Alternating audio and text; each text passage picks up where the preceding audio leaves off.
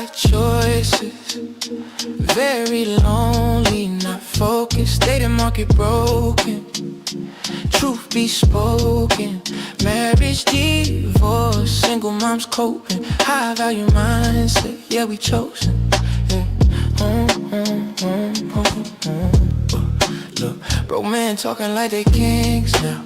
Social media selling fake crowns. Everybody want love but don't build.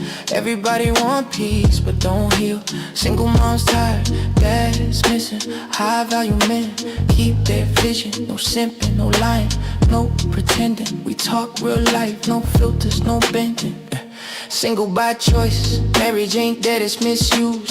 Divorce courts breaking families loose. Dating apps turn love to a game. Swipe left pain, swipe right shame. Men gotta lead, women gotta choose. Accountability, something we don't refuse. We don't hate, nah, we educate. Truth hurts, but it's still first place. Rest in peace to the godfather of truth. The message still lives. Single by choices, very bitter, big mad.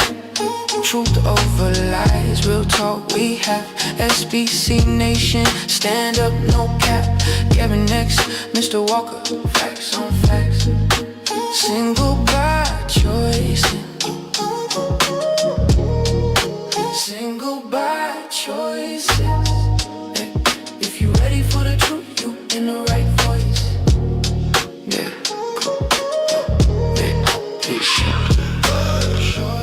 Truth in the mic, data market, wow, we shed the light. SBC Nation, real talk only. Gavin X Mr. Walker, never lonely.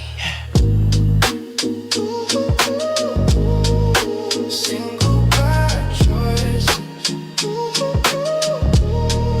single by choices, single by choices.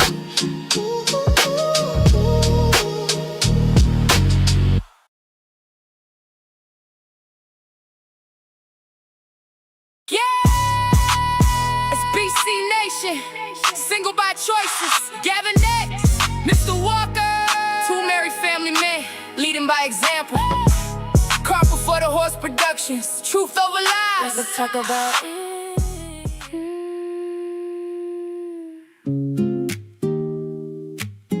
SBC Nation, single by choices, Gavin X Mr. Walker. Two married family men, leading by example. Cart before the horse productions, truth over lies.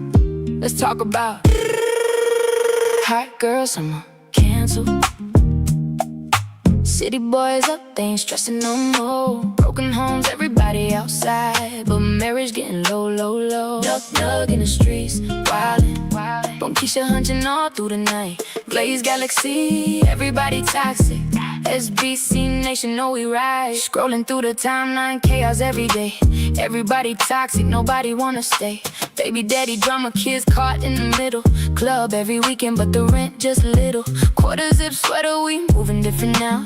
Men tryna level up, family first style. Truth over lies, yeah we call it how it is. Too many broken homes, who raising all the kids? City boys winning, they done learned the game. Passport flights overseas, everything changed. Modern dating market looking insane. Everybody want love, but nobody wanna change. Yo, summer, cancel, girls cancel.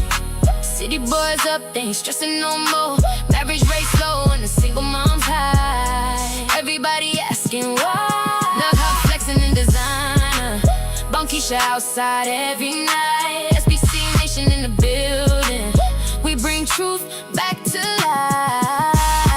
Summer nights, city lights. Everybody searching for somebody right. But these streets cold, hearts on froze. Now everybody's scared to let love grow. Yeah, we married family men, trying to lead by example. Too many people moving off impulse and scandal. Social media got relationships cooked. Everybody want attention, nobody wanna look at the stats.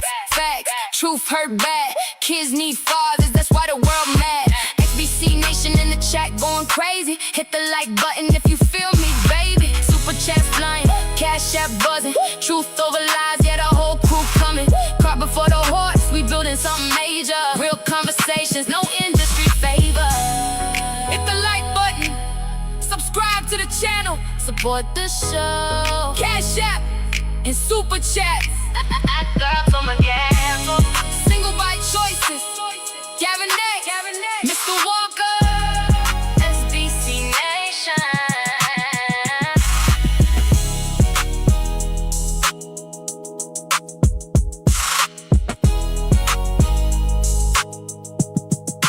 SBC Nation.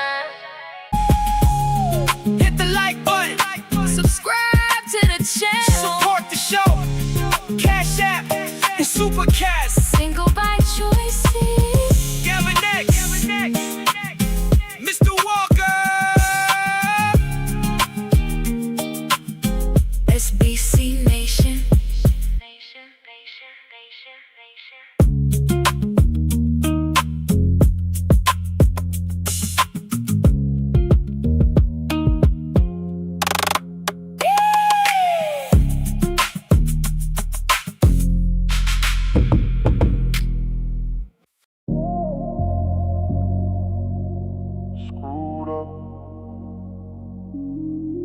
Screwed up, screwed up, screwed up, screwed up.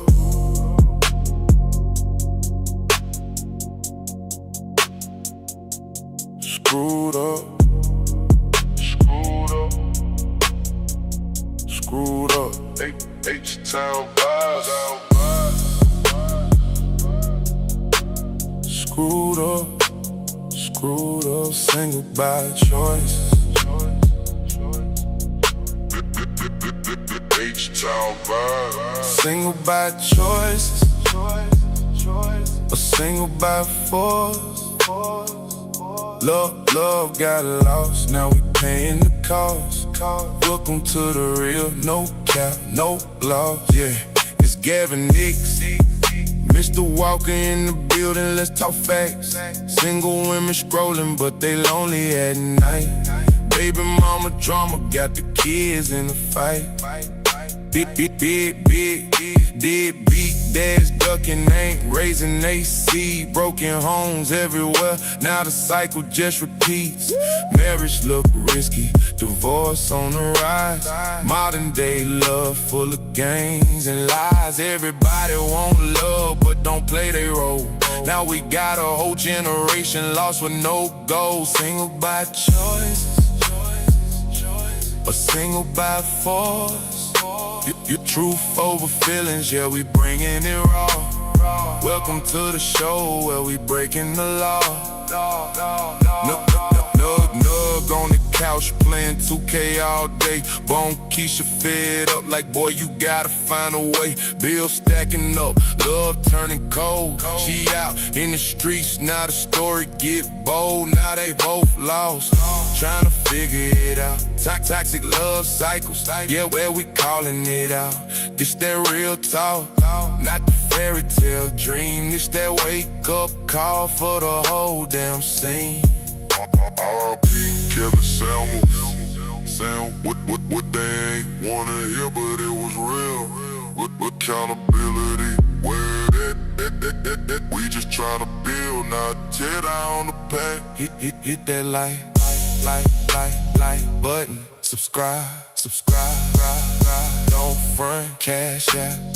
Support the show, Super Chat, let it flow. SBC Nation, we see y'all. Call it for the horse, stand tall. H-Town vibe. Single by choices.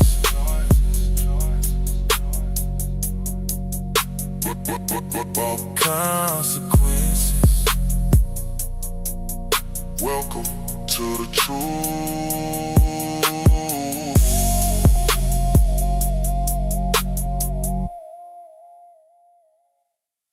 You ready for the truth? You in the right boy.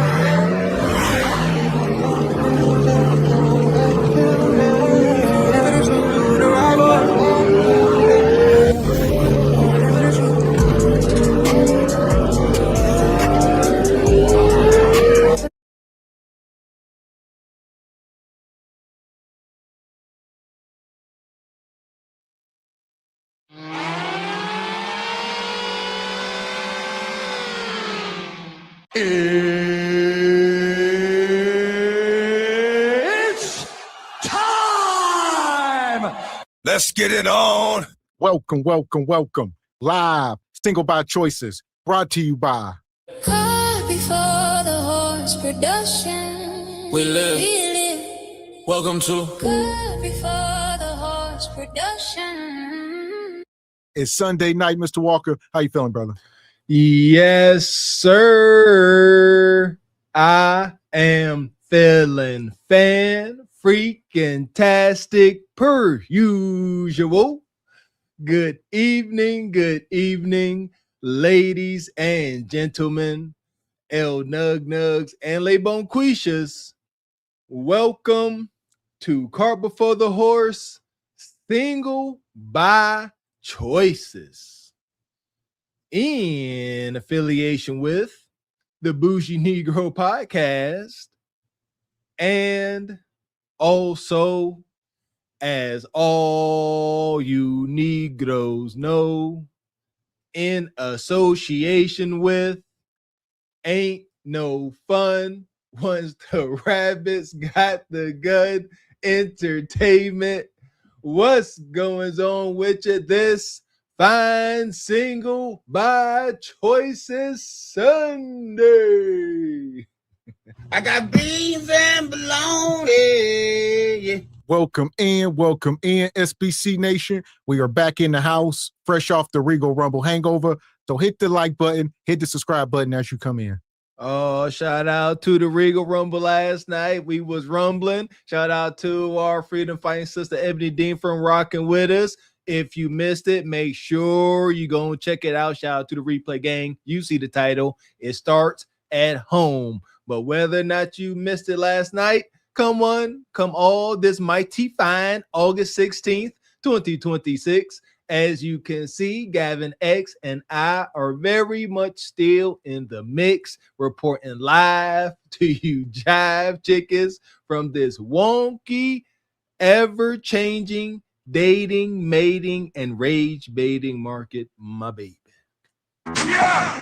Boom, shakalaka! So we are back in the house. Welcome in. Hit the like button, subscribe button, all that good stuff. Yeah, if you have not yet, make sure y'all going over to the Truth Over Lies channel. Go over there and subscribe. We've been dropping some awesome content over there, and it's been taking off. So go over there and hit the subscribe button. There you go. Go ahead, share the content with your friends and family. We having them real conversations, huh? Having them conversations where change comes from. Not always the funniest, not the most entertaining, but make sure you go ahead and subscribe and don't be a hater. Man. Yeah! Boom, shakalaka! So here we are. Nonetheless, we in the house tonight. All right, on this Sunday night, we still talking about these strong, independent queens. And winter is now, and hyenas must suffer alone. Woo, suffer alone. I like the way that sound. I like the way it sound for that go mean, nasty, ornery, uncooperative hyena. But you know what? They said they don't mind suffering alone. Matter of fact, Mr. X, they would argue that they make suffering look good, huh? They make suffering fashionable.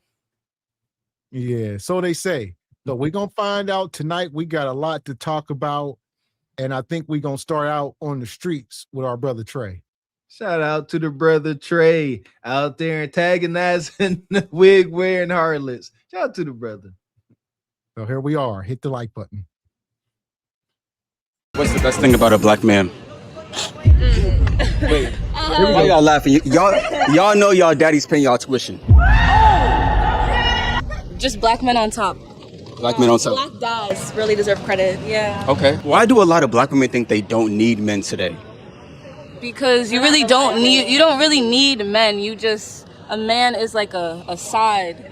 Not a side, but he's like you should be able to survive by yourself. Yeah. A man should just be able to add to you. But you can't survive by yourself. Well, I mean, like, you shouldn't need to depend on anybody. You should be able to want to work together to build better, build together to be better. If that makes sense. Am I explaining that right? But I'm saying it's physically impossible for you to survive without men. Because, like, everything built around you. And like I said, before we even go down that rabbit hole, what about being codependent? What about working with a man, being up under his instruction? They don't believe in that. They don't believe it's feminism. They on these college kids. It's pure feminism. They want equality, but men, you must still have traditional gender roles. It's just them who have evolved. Y'all still in the cave. Sisters, please understand something. When we say we need one another, when we say, you know, men and women make a beautiful, perfect, divine balance, as men, we are being generous because we can go ahead. We love y'all, you know, we like dealing with y'all, but we can make it to the end of our lives without y'all. Most respectfully, you guys were created to be the daggone helpmate. And that's my point. These sisters are disconnected from God. Well, how does the structure go? God at the very, very top, man, woman, child. She ain't got no relationship with God. She said she could do everything by herself. Sounds a bit blasphemous. They just disregard the man just how they done disregarded God, if you ask me. Man. And shout out to Lee Turner. Come through with the SBC membership.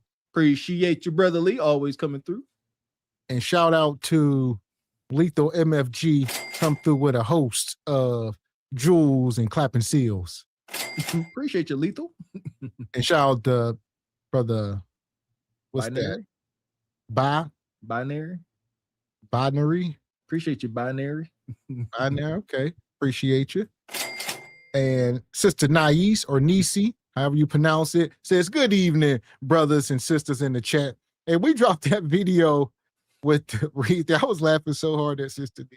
Oh, just the Sister Nice. Yeah, I call her troublemaker. That's how I say it. NYESEJ. That spells troublemaker in my book. Make sure y'all go over to the Cart Before the Horse channel, subscribe, check out all the content. Now she was spazzing out. Here we go. Hit the like button. Your TV shows, your music, your freedom was fought for by black men, right? So without black men, or just men in general, you guys would not be able to survive as black women. Can we agree there? I mean, I get what you mean, but like, but women also do good things too, so it's not all about men. Yeah, I'm not saying it's all about men, but I'm just saying you guys would not be able to survive without us. So I feel like you guys should give men a little bit more credit because we do a lot. I said black men on top. Yeah, I'm not saying you personally, but a lot of black women think they don't need men. So I'm just saying. We need better men. What do you mean by that? Some men are just kids. Yeah, I don't know. They're not good people. So maybe the issue is you're picking the wrong guys. Oh shoot. Right? Am I right? Because there's good men. Statement. This is who I've seen so far. I mean, there are good black men. People. Well, it's not even just black men. It's just there's good men in general. Yeah. But everybody has their down. Yeah, so everyone it's just, has their. But if you guys had the mindset of I need a man, then when you guys go to pick a man, you'll know that you need your father to vet him. Right? I don't need no man. Yeah, hold on now. So you guys are not going to get married or have boyfriends? Yeah, we will, but I don't need a man right now. I'm good with being single. Like, I don't need no man to do nothing for me like... I got my dad. He's the best. Not even. I got my mom. Like, I don't know. I got myself. I don't need a man right now. I'm not begging. This woman is a young feminist. Even the other one trying. I got my dad. She said, the hell with dad. I got my mom and myself in the sisterhood. We don't need men. And that's unfortunate because these sisters will come back later in life and desire a man. You know, they just, granted, these are fit women. They all see collarbones. They all appear to be in shape. So they getting desirable outcomes. But then they're going to get 35, 40, and then be like, all right, now where all the high value ninjas at? I want one right now. These is the type of sisters I went to school with, man. That's why my wife stood out so easily, because of these demeanors. Men are watching, sisters. They can hear y'all. They walking by. They hear y'all chatting in the cafeteria, you know, all that. And they are hearing this. I don't need no man. And they like, noted. Not for a serious relationship. Like you said, they out here on college campus. They are having a jolly good old time. They having a good old time hunching who they want. And you know what? My theory is these sisters, they ain't gonna get, they pretty intelligent. They ain't gonna turn around and say, I want a high value man. They gonna realize they can't get them. These are the type of wives that get that pathetic simp that they be just controlling. They wear the pants in the marriage type ish. For that, if it happens, it happens. I don't know. I think you're going to change your mind when you're like 30 plus. To have is that you need a man. Yeah. I think you guys are just feminism has entered your brain. It's like a poison. It's a no, I'm not. I'm serious. I am. What are you doing? You're supposed to go away. I do YouTube. Oh, okay. What's your channel? Hey guys. Let me show you real quick. Instagram. Yeah, follow me on Instagram. Follow me on Instagram. Hold on. How are they going to know where you guys are at and you guys didn't say where you're at? Oh, we're at Howard University. Yeah. Big HU. That big HU. No. The Real best HU. HBCU there is. That's the right. You a lie, and the I truth want to ain't say in that you. they just got rid of 500 students. All right, we just talked about Howard. Nonetheless, is it a bad thing for a woman to be a feminist? I would say yes. I would say yes. It is no good for you, especially these young single women. So, he called this is feminism. Y'all feminists, they laughed, they joked. They didn't say no, we're not. They didn't dispute it. They pretty much said, their silence was complicit. So they owned it. If somebody was to call me something that I'm not and I took offense to, I would say, you tripping. There would be pushback. But they sort of accepted it. Feminism was a hoax. Feminism was supposed to be about 100% equality. Women wanted the same. See, this is the thing. This is what they really wanted. They wanted all the perks and authority and opportunities as men. Nothing wrong with that. But they did not want to take on the duties, jobs, and responsibilities of the men. They got these perks and this authority. You see that. And it shows. Connect the freaking dots. Shout out to Brother Medium Man, always collecting data and stats. When they did that DEI firing, the main reason why so many of our sisters lose these jobs because they're clerical jobs. They don't want to do nothing. They want to sit at their computer desk with they fancy heels and they skirts, and they want to sit there just typing stuff and trying to look cute. That ain't where the money at. The money is in sweat, blood, tears, and labor. That's how us men get our bread. So they didn't really want equality. They just wanted equal to greater power. There. What is it? Stop playing Trey. Send me that. Hold on. I'm just gonna take a photo. Wait, do you go here? Wait, I'm about to I don't go here. You're just around. Yeah. Does he go here, cameraman? Nah. Y'all don't go here? Why'd you look up like No, you don't go here. Why don't you think a lot of black women wear their own hair today? Wearing your own hair takes a lot of money and a lot of time that a lot of black women do not have because they're forced to be on the go fast. So if you're expecting a black woman to constantly be working on herself, on her job, on her life, and you're also expecting her to have time to take care of herself, then she's going to have to take out some kind of thing somewhere. So she's going to wear her hair in styles that protect it and also make her look good because she still has to look presentable. And if she has time, maybe she'll wear her hair out. But if she doesn't, then she has to choose that option of not wearing her hair. You a lie, and the truth This ain't is in wild. Look what your friend doing right now on her damn phone. Y'all spend hours a day scrolling, all right, and doing useless stuff, dancing and playing around. So quit saying y'all don't get time. Y'all just prioritize whatever. It falls way down on the list of priorities. She up here talking about, oh, sisters forced to go, always on the move. Y'all wanted that. Y'all see that? You can't sit here and pray and beg and march for something. Now you're complaining about it. This is a man's world. Go, fast pace, hustle, let's get it. Now you want to complain. Her ultimate argument was, since women always on the go because they've been forced to, whatever, something has got to go. Something has got to slip through the cracks, and it's them keeping up with their hair. And as you said, Mr. X, y'all not prioritizing it. Stop trying to go in these little 304 strolls around campus. I remember. Stop just strolling around trying to wag your cheeks. Y'all supposed to be up in your room studying, doing each other's hair, fawning over the boys. That's how it used to be. So y'all sitting there doing y'all hair, self-care, self-love, sisterhood, and got y'all mind in them books and halfway on them boys. Because that's you supposed to go to college, if you ask me, get your education and find you a husband, not just hunch on the head basketball player. Man. And Divine Photo says, like Jason Black says in his title from his video, we must delineate from black feminism. Since they aren't for black men, let them learn the hard way. This is the sad part. Shout out to Brother Divine. It's not that they're not for black men. To a degree, they're against. Like, it's a difference. It's a difference. Man. And shout out to Frederick Howard gifting the membership. Appreciate your brother, Frederick. So here we go. This is crazy. Because the world wants her to be presentable, but she needs to keep on working. Why not do the same protective hairstyling with just natural hair and not add the fake hair in there? Because that actually adds more time to the whole process, if that makes sense. It adds more time in the beginning, but it lengthens the amount of time that you're able to wear that hair. For example, a lot of black women, either they could have fine hair, they could have hair, they could have tender heads. It's a case-by-case situation, because if you have thin hair, then using your own hair is not going to do anything. It's going to fall out. If you have a tender head, maybe using your own hair makes the process more grueling for you, which takes even longer. Using fake hair Come on, Bonquisha. Now, tender head. What's the medical term? All right, don't give me some hood jargon. Don't give me some Bonquisha babble. What's the medical condition for tender, you tender head ninja? All right, come on. I thought that was like a self-proclaimed thing. Like, oh, I'm tender-headed. I thought people would say that about themselves. Something made up, maybe. Or maybe there is a real condition, but it just got washed over.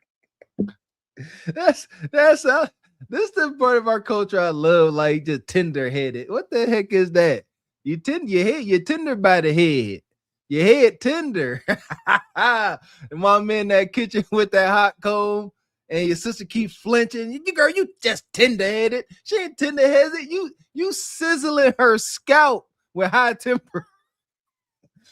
With high temperatures. Here we go. But shout out to Google.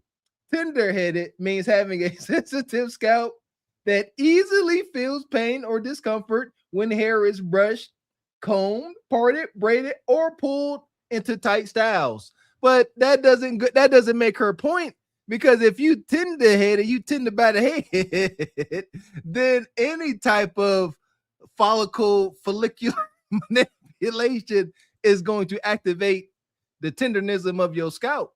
So she just got, this is excuse bay. You either tender-headed, your hair thinning, you got scurvy, you got tetanus, she gonna come up with an excuse why. I got it. Allows for the hair to stay in for longer, and it allows for a black woman to still feel presentable and still feel like she's herself, while also doing what she's expected to do in her work life and her personal life and such. But did you also know that the fake hair damages your natural hair? So like you guys are wearing these protective hairstyles, you put in the fake hair and it's actually causing your natural hair to break. This is why when we see black women when they're like 50, 60, 70 years old, their hair is not down their back. It's still like right here, because over years of just putting in wigs and weaves and fake hair, they keep damaging the hair over and over again. So is it really worth it to put in the fake hair if it's going to damage you at the end of the day? From your personal experience, you've met black women who have hair right here, but I've seen black women who have hair right here, down to their legs. I'm talking about majorities though. Like the majority of black women don't have hair down their back, because if they did, they would not wear fake hair. Well, I'll ask you the question, do you think majority of black women have the resources to take care of a lot of their hair? Absolutely. Yeah. They just don't know how to take care of it because they don't feel the need to educate themselves.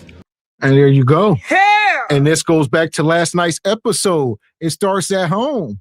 So it may not be your fault, Bonquisha, but it's your responsibility as an adult. You can look back and say, my mama ain't ish, and she tender-headed, she a wig wearing tender-headed heifer.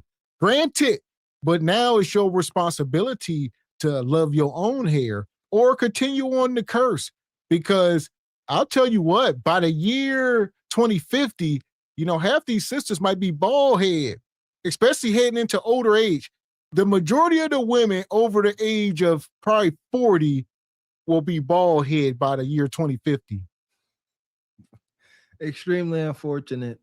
Y'all hair is y'all crown, y'all sisters. Ain't nothing more magnificent. I shared the video in the Patreon. Some dark-skinned sister walking down this corridor, all of white folks breaking their neck to look at her. Take care of y'all head, man.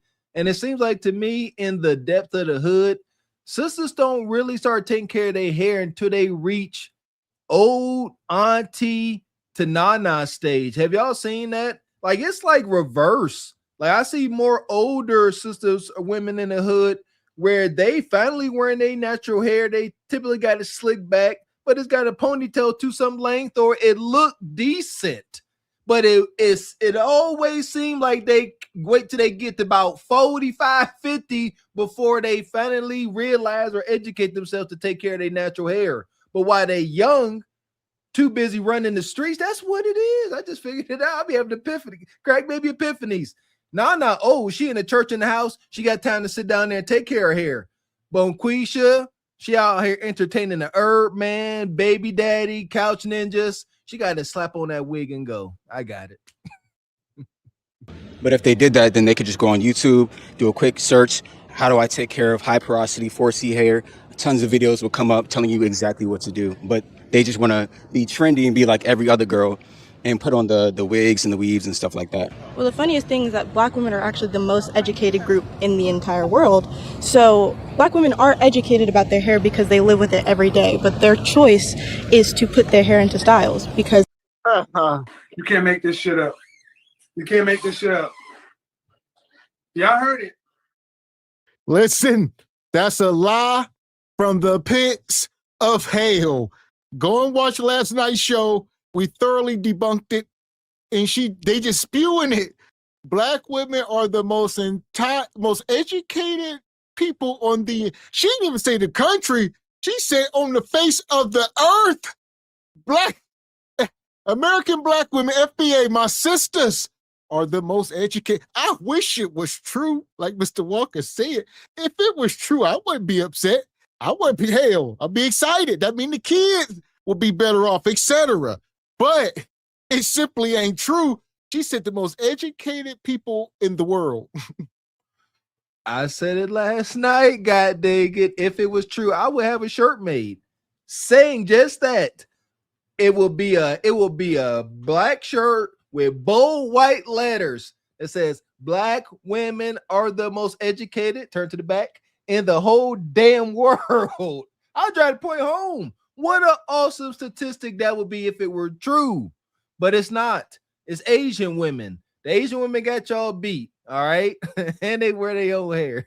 Now, see, they'll never bring up the Asians. The Asian sisters, they learning all this fancy scientific stuff, and our sisters do too. Shout out to the 4 sisters that work with NASA. We all seen that hitting whatever. I forget the title of the movie, but nevertheless, yeah, the Asian women are the most educated, followed by their male counterpart. That's the facts. Just relax, sisters. Act like you are at the bottom. That's what my coach would say. Act like you in last place. Take on that anxiety and just shoot for the stars. How about that? And I'll say this. 2 things we have debunked in the last week or so is this, black women most educated, and black folks got this $2 trillion spending power. I heard somebody saying that today, they need to do something with that too. It's like, that is not true.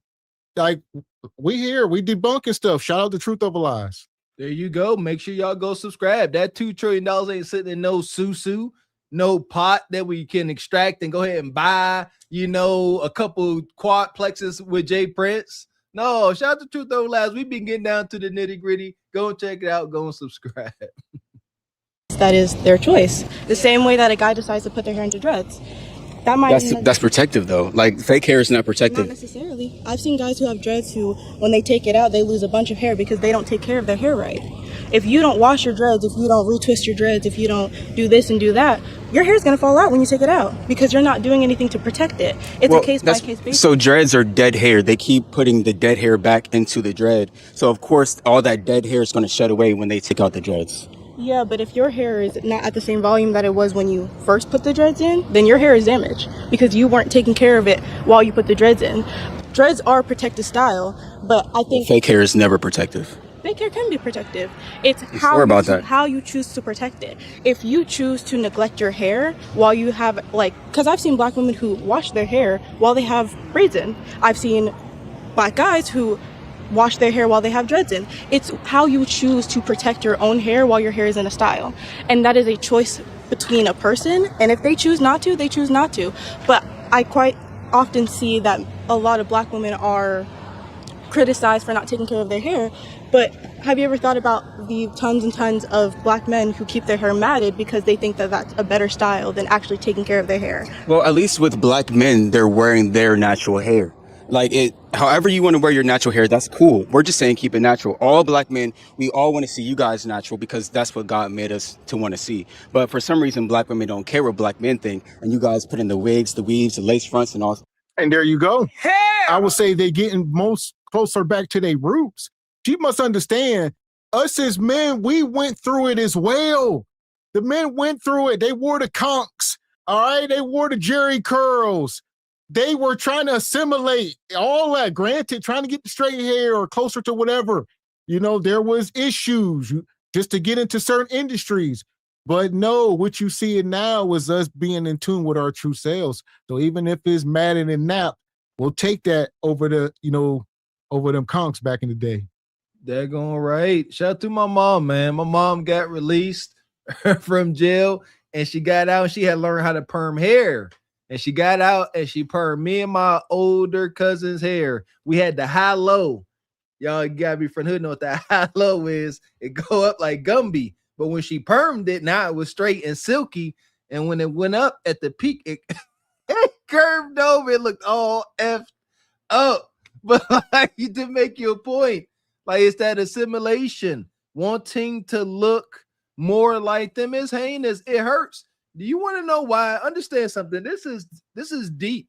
If you ask me why these sisters won't acknowledge the bamboozlement of it all, because to acknowledge that you have been bamboozled is painful. Because you now know you have to acknowledge that you have been living a lie and that you have been either directly or indirectly lying. And that is uncomfortable to painful, especially when you are immature. It takes growth. And so they refuse to sit here and say, wow, Trey, we've been bamboozled. I got some thinking and rehashing to do. Ain't gonna happen. And everything like that. Well, why do black women have to care what you guys think? Because we're your leader. Because y'all don't. Why'd you laugh? You can't be fucking. Wait, you guys don't think you need black men today? I didn't say that. But you just told me, you just sat in my face and told me that You're my a leader. Are you serious? So like we're some slave. No. Master. Like that's No, so You can't be serious. so black men are the leaders of black women. No. Do our sisters got some type of traumatic complex? Is this some type of deep-rooted, systematic, complex to where when they hear words like that, I'm the leader, submit, obey, these type of things, they instantly get triggered and start thinking about a plantation and slavery, just the thought of marriage, all this stuff. What is wrong with y'all? Y'all need a therapist. Rest in peace to the Godfather. Go get some damn therapy. Y'all often get on me when I be quoting the sister Maya Angelou. Y'all be getting on me, but she said it best. Y'all sisters need to forgive yourself and forgive your man for what happened on those beaches when y'all came over here. Some of us, or just whatever's happened on these bug breaking farms and all of y'all need to calm down. Even white woman will claim her white man as her leader, and he stay going upside her head, stay doing heinous stuff. T-Money. Well, I don't know how he made it past that whole grab him by the cootie cutter thing. You want to know what white women did in solidarity? They made shirts say he can grab me by the cootie cutter. Because that's no matter what's going on in the world, as women, you don't want to identify and recognize your leaders. Keep it the freak. Look at y'all. Look at us now. Look at where our culture is trending, because y'all want to be your own damn leaders, going straight to the pits of Hades. No. Black women and black men are leaders of themselves. Exactly. Absolutely That's not. how God intended, for you to be a leader of yourself. Well, the reason why you even you a lie, and the truth ain't in you. That's what God intended. So God put Eve in the garden for Eve to do whatever the hell she wanted to do. Is that what? That's what she just said. So either y'all don't know what the hell y'all talking about, or y'all don't know what the hell y'all talking about. What She said God intended for us to do whatever well, maybe so. I guess Eve did eat the apple, huh? I don't know. Is this their curse? Are these women simply cursed? Once again, if folks still don't want to touch this, we're Leon King. We miss you, OG. They always want to talk about Eve. What about the spirit of Lilith? You understand? Neither one of them listen. Eve biting the apple. Supposedly Lilith was out there probably twerking in the garden, hunting on trees, and who knows? But they never want to acknowledge the spirit of Lilith. Maybe she was in the forgotten books or something. Yeah. What was the first Adam? Okay. See that? Unruly harlot. The spirit of Lilith is alive and well today. No, they said they want to do whatever they want to do. Understood. This is wild. And shout out to Divine. He says protective styles by keeping the scalp moisturized and doing the correct hair care routine. Your braids will feel good and healthy for a long time. No, not wigs. Shout out to Sister Tabitha Brown. She don't wear no wigs. She put in a little extension or something, but her hair 4C natural, curled up, kinky. She make tons of money waking up in the morning and doing all her glorious hair. So stop the lie. Shout out to Divine. Man. Yeah! Boom, shakalaka! Have the freedom today is because black men fought for you guys to be free. Did you guys? Did you? No. Did but without the black man, you guys would not have freedom today. Do you know something called the Crown Act?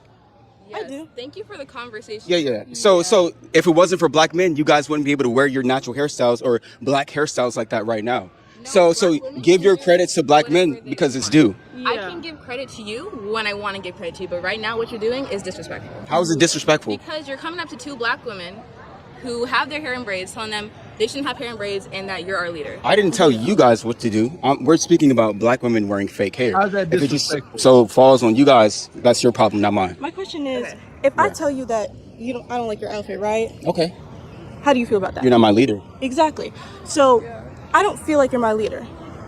It doesn't matter how you feel. That's the reality is black men are the leaders of black women. Tuition? Are you paying for my car now? Are you paying for my phone?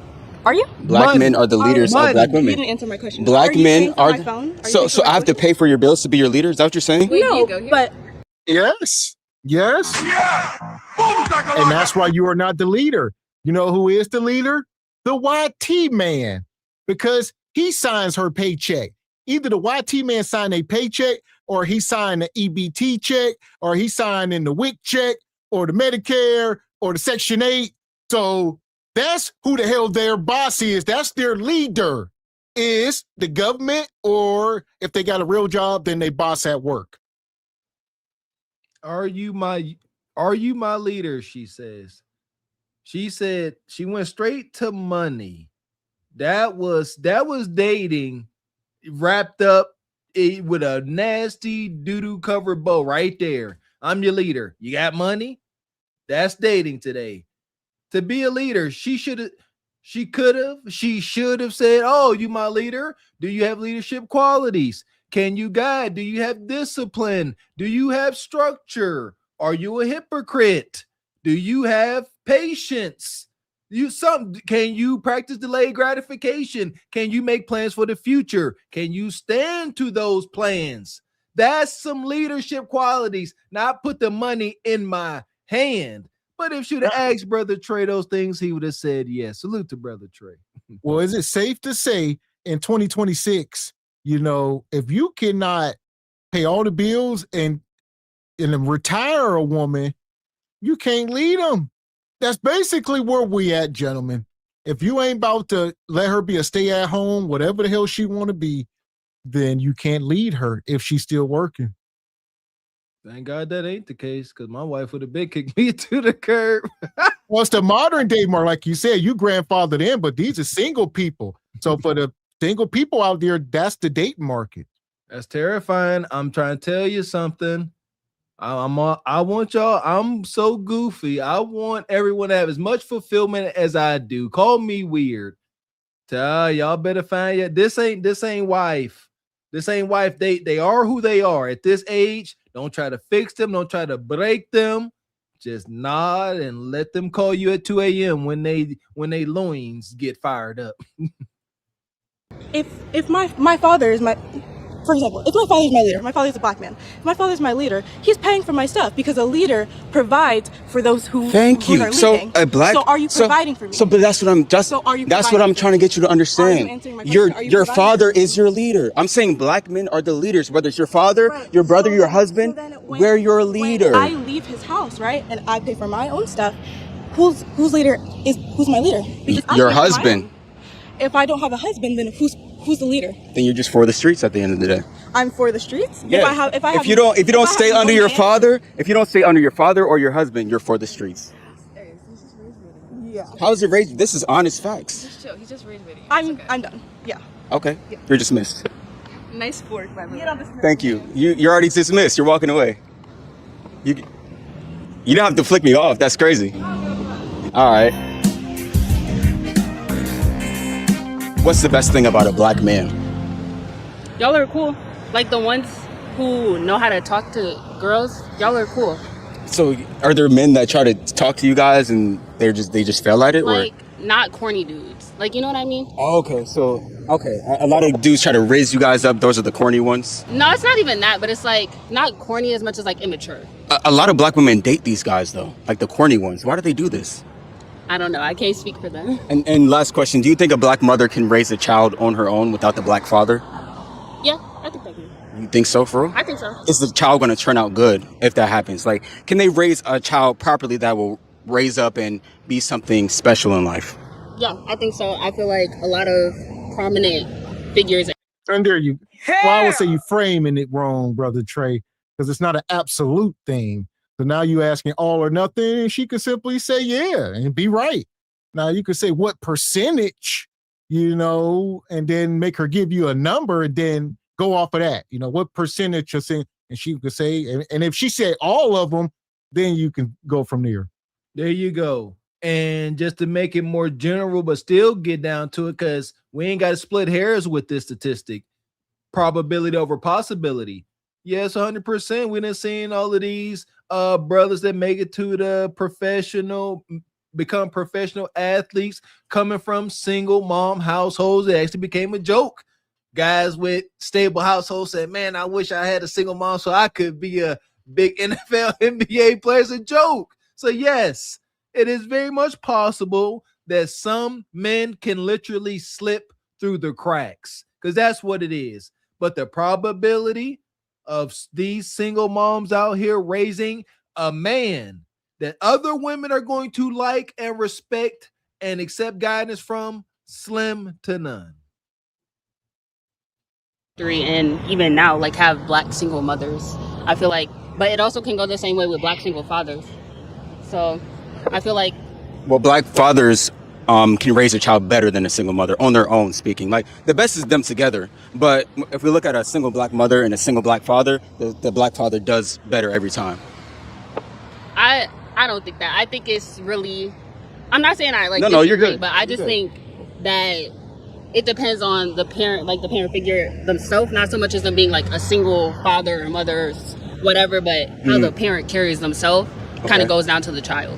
That makes sense. Why do you think like 85% of fatherless households, they become like degenerates? They commit suicide. They go to jail in and out of prison, can't find a job. These are the corny men that you're talking about. They come from. I didn't say all black men were corny. No. But I'm saying, but you said some of them are corny. I feel like the ones that come from that type of household might be corny. Yeah, I don't know. I can't speak on other people's family dynamics. It's more so of how your parents' mindset carries like down to you. You know what I mean? So if you have like a father who knows how to treat women, or a mother who knows how to like talk to other people and knows how to treat men, like that carries on down to you, if that makes sense. That definitely makes sense. And I appreciate your answers. It was nice to meet you. What's your name? Karina. Trayvon. There you go. So at least she didn't appear to be a hyena. All right. They talked it out, agree to disagree or whatever, but seemed like a peaceful sister. All right. Very few and far in between on this campus. There you go. You're a single man out there and you come across a sister like this. Yeah, don't let her go. Get the contact information. Something is there. You can have conversations. She takes in information. There you go. This could be something. Dare I say, huh? She could be wifey material. But shout out to the brother Trey for having these conversations. But most of these sisters you come across, they ain't that pleasant. Man, and shout out to Divine. Appreciate you, brother. He says, if you view men's leadership for finances and not real qualities, then men will view you as an escort. He said, dads, tell your girls the world don't owe them a thing. There you go. Shout out to brother Divine. I like what Trey said. Never thought about it that way. And that's the way it should be. Like, daughters really are not supposed to leave the house until they have a husband, because the world ain't got nothing for them but heartache and hard meat. And so he said either you wish for your dad is your leader, your husband your leader, or technically you out here in these and for these streets. That's it. So shout out to Sister Darkstar for the jewels. We appreciate you, sister.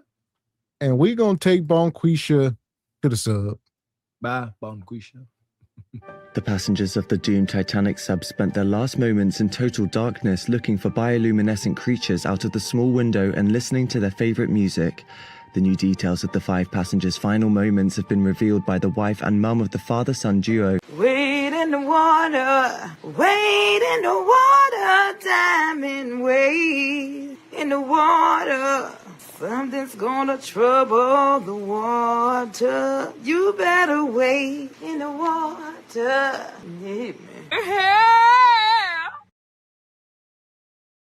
Yeah, think about that. Sister meet a 25-year-old guy. He still live home with his mom and dad. Probably gonna give her the ick.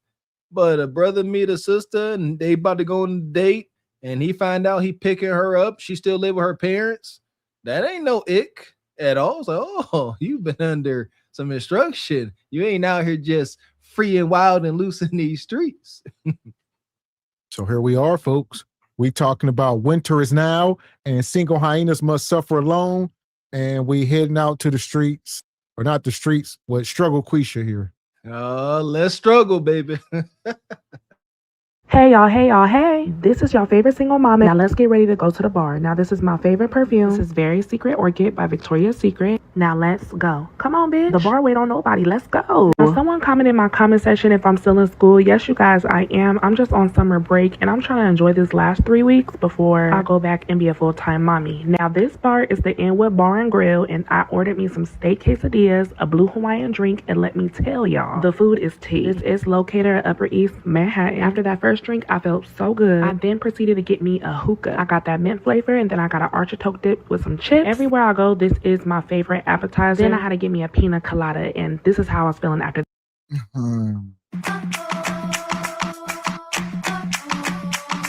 Yeah. She in upper middle Manhattan, Rachel. All right. And this woman is in a shelter. She don't work. She's in a homeless shelter, but somehow she's out enjoying, mixed drinks, appetizers, hookah, margaritas. How? So some of y'all sisters out there right now got it like, God dog, it would be mighty nice with y'all hardworking selves to be able to have a day where you just go out, buy your lonesome, and you can just go chill at a bar, just unwind, sitting there fighting, all that. And you work. She don't, but she still gets to live a life of leisure. Shout out to the good old US of freaking A, where the impoverished and the downtrodden can live like rich folks. It's all smoke and mirrors, Bonquisha. This is not reality. And it will all come crashing down, but enjoy it for now. Looks good. Looks fun. This is how I was feeling after that drink. After that, I did have a link up with my girl, Mama Glam. This girl been in the content game for New York City. Y'all better go follow her. Comment in her comment section and say Josiah's mom sent me. Now, we did take a double shot of Don Julio. And baby, let me tell you, that drink was strong. Your girl was really feeling it after that. Y'all, I have been sober for almost a year, and going back to drinking, I'm not gonna lie, it felt so good, especially in New York City. We ain't gotta drive, so yeah, your girl is getting lit over here, okay? So we just chilling, vibing, smoking, drinking, and it's lit at this point. Y'all, I didn't leave till 1 o'clock in the morning. This is your sign to get the fuck outside. Love you, bye. Yeah. Hell! drinking, vibing, smoking, vibing. It's just a coverall word. You ask them what it means, they really can't tell you. They're going to say it's just a vibe. You got to be there. It's a feeling, you know. They can't describe it, but it can be whatever. It could be hunching, like she just said, smoking vibe, drinking vibe, eating vibe. Scissor and Timbers vibe. Yeah, it's just all a big old government funded vibe. God dang it. Once again, ladies and gentlemen, she is homeless. This is what I mean by delaying the inevitable. You know, I would never support these wonky folks' cash apps. You homeless. And instead of having some daggone shame and dignity, which will be the vessel to get you out of this impoverished situation, you taking your funds that you are collecting from digital panhandling and poverty content creation. I'll give her a little bit of that. And you are living like you got it like that. That's pathetic. Smoking, drinking, hunching, all that. And then, my goodness, she the opposite of a sobriety commercial. She said, I was sober for a whole year. Man, it feels good to be back on that liquor. That was her. She perjured her soul.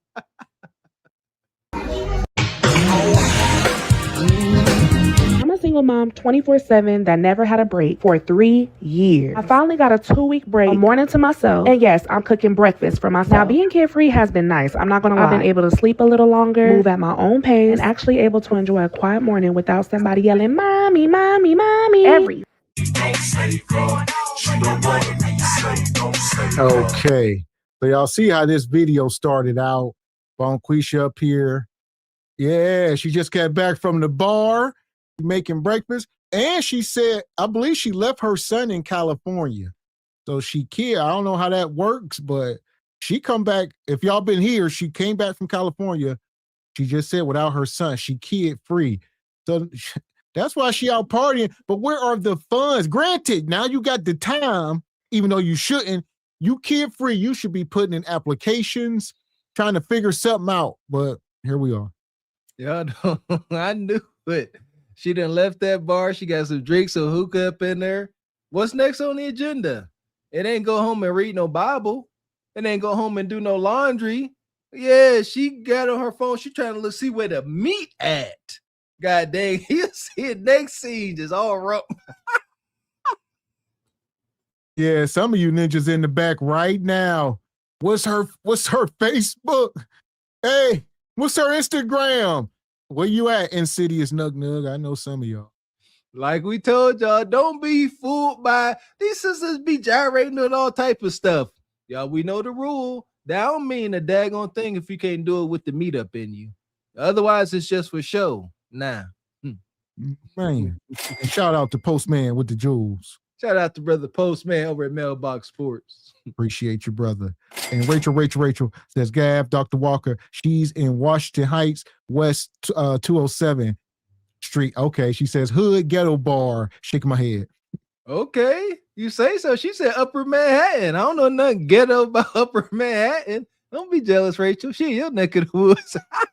Well, like she said, I mean, it all ain't the same, like you said. I mean, yeah, you go up too many blocks. Like I said, Manhattan itself, it's just an ambiguous thing, but yeah, the whole entire little island or whatever it is, you know, you go too far north or south or east or west, you want to be in the central, lower central, you know where the money at. That makes sense. Listen here, New York let me know I wasn't supposed to be there when I was there. I almost got ran over by a Rolls Royce. So I like that car so big. I was like, God, dog, I'm too poor to be up here. So nonetheless, shout out to Rachel. She know the lay of the land. And I'm sure this woman, like I said, it might look nice, but it's New York. It's going, you know what I mean? It might be shiny, but she was in the hood. There you go. Shout out to Sister Rachel. I'm a single mom 24/7 that never had a break for 3 years. I finally got a 2-week break, a morning to myself, and yes, I'm cooking breakfast for myself. Now, being carefree has been nice. I'm not gonna lie. I've been able to sleep a little longer, move at my own pace, and actually able to enjoy a quiet morning without somebody yelling, "Mommy, mommy, mommy," every 5 seconds.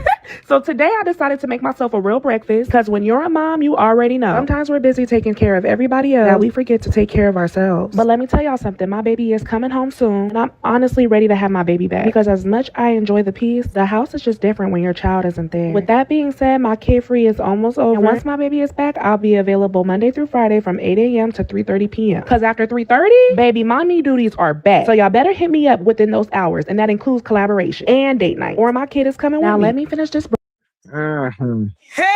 Yeah, I don't know. I see y'all. You seen that waffle maker? Yeah. I mean, she got the slushy machine, which I seen. Them things is like $300-$400 for them dang Ninja slushy machines in Walmart. I just seen one other day. They at least like $300. You get it on sale for maybe $250, and that's for the single. She had, I think, the double one. Nonetheless, I don't know if she sponsored, but she got the fancy pouring. I never seen that style. What you got, Bonkush? Yeah, man. I saw her pour that pancake waffle mix and there, got my antenna up. I said, "Whoa, what you doing?" I thought she's making like a type of pocket feel, like, see, my fat man jeans started to kick in. Like, I thought she's about to fill that thing with some fruit or something, like make a waffle pancake pocket. Woo, loaded. Am I the only one that be watching these food reels?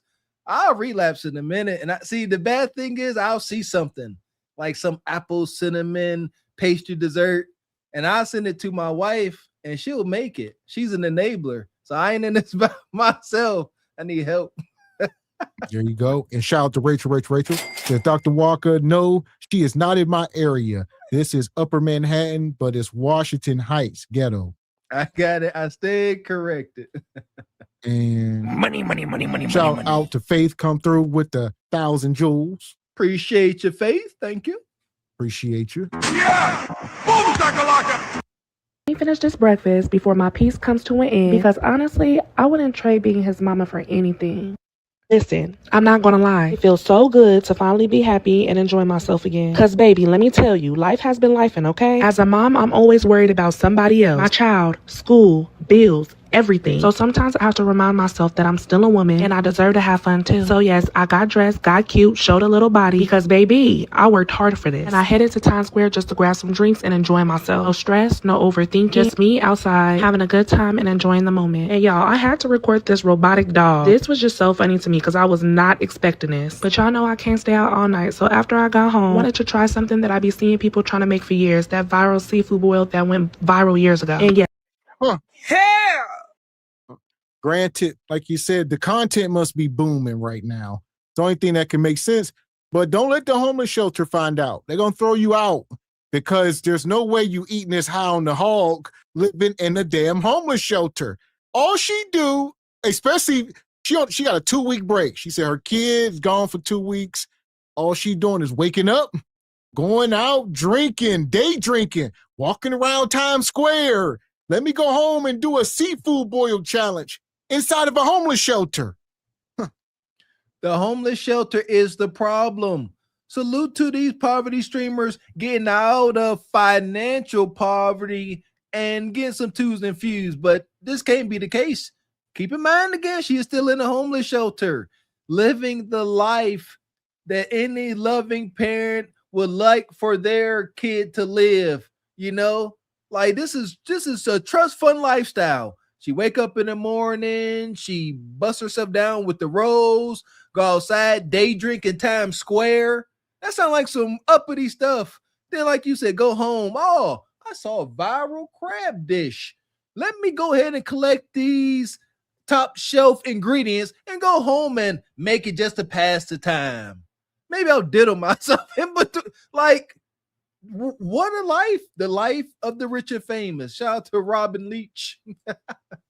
that I be seeing people trying to make for years. That viral seafood boil that went viral years ago. And yes, it was on TikTok. And yes, they use imitation crab. I made my own homemade Cajun seasoning sauce, threw everything together, and y'all, I was actually impressed. Because why was that imitation crab actually good? I should have added some corn on the cob. Honestly, you just need to get cute, go outside, have a few drinks, and remind yourself that you deserve to enjoy your life too. Hair! Put your hands in the air if that's all she doing now. Rent must be due. She must be about to be homeless. So this is a ghetto seafood boil. Imitation crab. I don't even eat seafood and I'm offended, Bonquisha. What is you doing? Granted, I take it all back.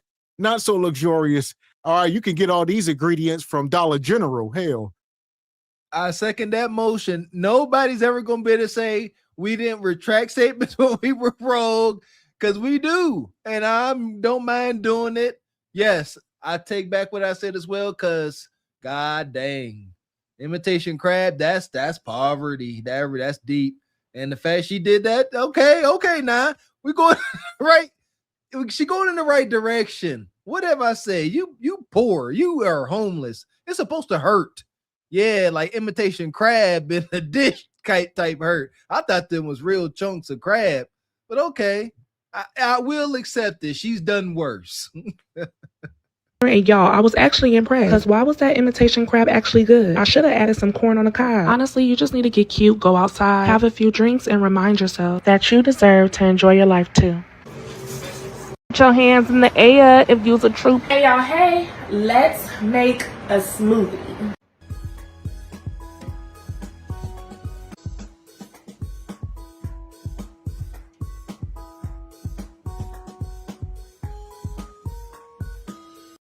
Is this content?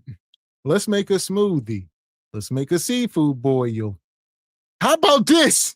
I got one.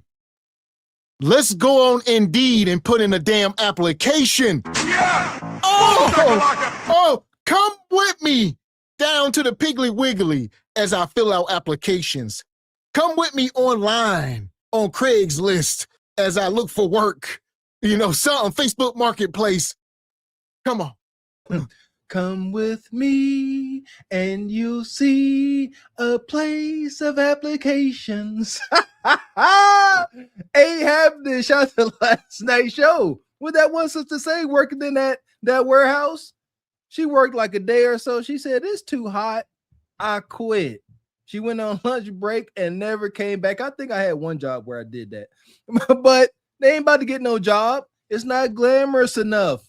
It's too difficult. I gotta sweat. I can't wear long fingernails. Once again, with feminism, they only wanted equal to greater power and authority. They did not want equal burden. They didn't want it. I started my day off at Target because, of course, I can't go to Target without buying something I didn't plan on buying. Then I went to get my toes done, and yes, only my toes because I'm trying something new. I want to start doing my own press-on nails, and I have a brand collab coming up. And y'all keep asking, where's Josiah? If you're new to my page, my son is Josiah, and he is 3 years old. He's spending time with his family, getting to bond with his aunts, cousins, and uncles. He'll be back home in a week, and I guess I have some people up in a choke. You gotta be rich. This ain't right. This ain't real. Wine time. I hope my wife ain't watching, because this is crazy. All right, she'll say we doing something wrong. How about Quisha got so much leisure? She like just at Target, shopping, day drinking. Let me go get my toes done. All right, let me get wine time. This, once again, if you're just coming in, this woman is a single mom living in a homeless shelter. And she applying pressure to grown men. I agree. Like, come on, man. My wife too. Like, dang, homeless and wine time. When last time we had wine? Wine time. Might have to have wine time tomorrow. Why I see this? Again, I got to put guilt somewhere else. I'm about to be my own public pretender. How is homeless Bonquisha applying pressure to working people? I feel pressure coming from her life of leisure. And I don't want to take responsibility for it. So I'm going to blame it on the women's once again. Y'all lifted this woman up on this wicked pedestal. Y'all made her this glamorous and homeless. Homeless and glamorous. Sounds crazy. but it's real. Week, and I guess I had some people up in a chokehold about that. Leaving my son in another state. Fuck out of here. He's with his family. Mama deserves a break too. Only get one once a year, so I'm enjoying it. I got some liquid IV to help with my energy. This vitamin right here, multivitamin, 120. I got some gel, some body wash. This is my favorite one by Dove. I got Josiah some multivitamins as well for kids, vitamin A, C, D, E, and zinc. Got me some melatonin. I do need to get Josiah some more melatonin. And I got this face wash for me because I definitely needed a new face wash. I got me some protein chips because they only sell these at Target. And I need these to make me a low-carb taco bowl tonight. I believe I did show y'all the summer Z's, right? But yeah, lettuce stuff. Here we go, Bonquisha. So her kid is still in California. What does that look like? I mean, the young kid, probably a couple years old, 3 years old, whatever. She claimed the kid is autistic. Granted, how is the kid getting back? He's just flying alone? How does that work? I don't know. That ain't her responsibility. She's homeless. She done relinquished that. And whoever she with better figure that out. Whoever she with is now responsible for Lil Nug getting all the way to her doorstep from wherever they at. Come on, don't act like you don't know. Or she maybe if it's convenient to her, she ain't got work or something, maybe she'll be available to be at the airport, something along those lines. But yeah, most likely whoever got them, they are responsible. This is wicked. And shout out to Mo on the go, been a member 19 months. Says, I had to move to Philly from New York City. Thank you for the membership. There you go. You better be paying for that membership, Mo. But why'd you move, sister? And shout out to Dark Star. Says, Mr. Walker, we don't say homeless anymore. It's unhoused. And have some respect. You're just jealous because she living her best life. I acknowledged my degree of jealousy, Dark Star. I said it. I ain't listen. Yep, jealous. Yes, I am now. And then she says, just kidding. She's a loser. Yeah. Jealous of a loser. And Air Force Reek says, good evening, Gavin X Mr. Walker. I really dislike the fact that these homeless shelter living women live better than people with jobs. Let that hate flow through you. I do.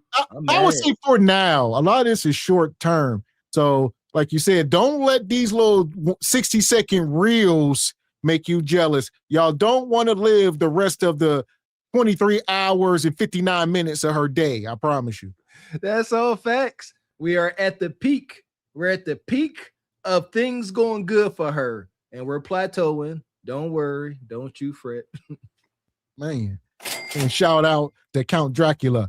Says, he says, is right bar in Washington Heights by GW Bridge. That's Latino hood land of EBT welfare everywhere up there.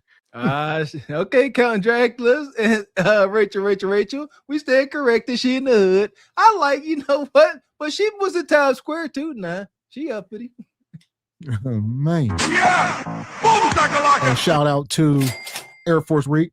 Says, and then they want to be fake inspirational. Yeah, inspiring Nug to come clap. And shout out to Brother Kareem. Says, bought my favorite Dove soap and supplements, says the bum. See what I mean? Yeah, shout out to Sister Ebony, them empty supplements. We got to educate ourselves. To be homeless and spending money on things that don't work, once again, is compounding ignorance. That's it. So at this point, she been up here like twerking and gyrating. That's her new thing. Like she's starting off videos just popping WAP, rents due. But unfortunately, she going in the sub, no glaze. There you go. It's never any rent in the sub. The passengers of the doomed Titanic sub spent their last moments in total darkness looking for bioluminescent creatures out of the small window and listening to their favorite music. The new details of the 5 passengers' final moments have been revealed by the wife and mum of the father-son duo. Wade in the water, diamond wade in the water. Something's gonna trouble the water. You better wade in the water. Yeah,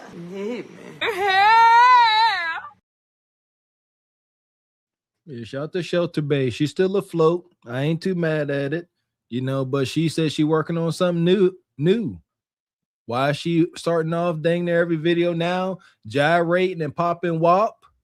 She drumming up interest. There will be a link available in no time. Just stand by, you horn dogs. Man. Oh, yeah. Unfortunately. So we'll be here to document it. And will. In the meantime, we talking about winter is now, and the single hyenas must suffer alone. And we got these folks over here. This woman says, are we the only race that tears down our own women? Accountability is not tearing down, but go off. It is Black American men who consistently and very loudly and proudly and in front of everybody, they have to like put down Black American women in order to show love or in order to like show love to the woman that they pick. Like you rarely hear anybody be like, man, I love white women, or like a white guy. I love Black women. Man, I can't stand these white hoes. They always not taking baths and You a lie. First of all, you don't even hang around white folks to know this. And why do you even care? We got to clean up our own house. Like you deflecting right now, Bonquisha. We don't care what Brad and Becky got going on. Why don't y'all just listen to the men? It cannot be false if all the majority of the men are saying it. Y'all can't just sit here and say y'all tearing them down. Y'all tear yourselves down. Thank you. And it is a small group of male individuals that are up here ranting and raving, bashing melanated women to uplift the Becky. I ain't never really seen none, but I can see little murmurs and stuff, but I ain't seen none directly. I ain't watched no content directly, but I can acknowledge that does exist. You see that? That no bias there. However, like I said, that's a bit of an anomaly.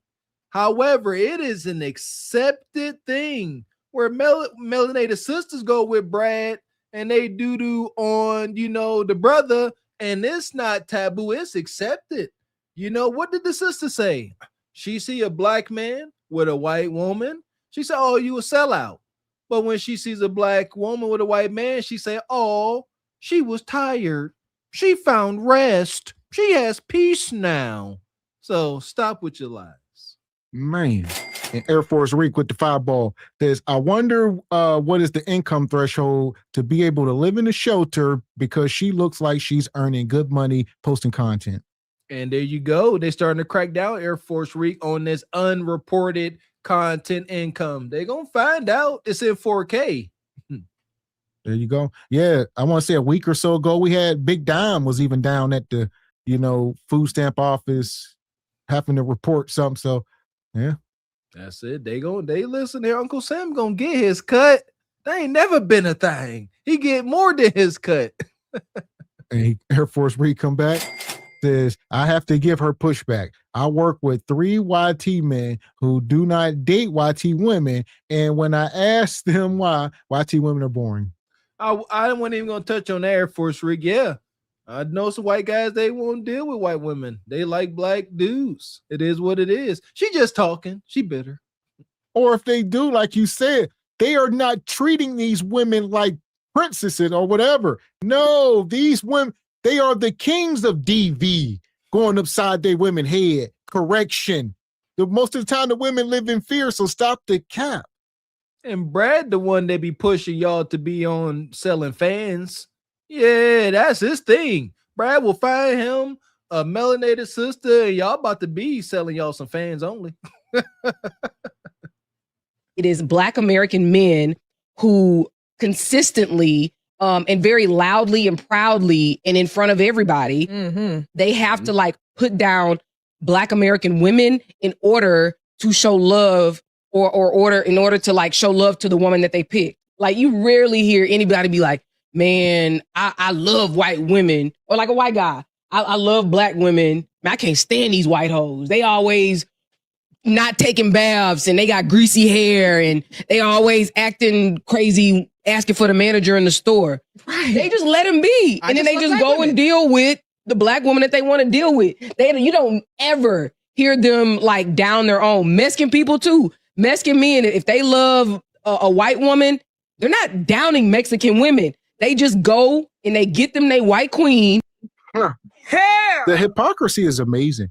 Mr. Walker just talked about it a minute ago with the whole T-Money thing and that. It is much worse on y'all end. I mean, y'all call ninjas broke, dusty. Y'all been doing this stuff for years.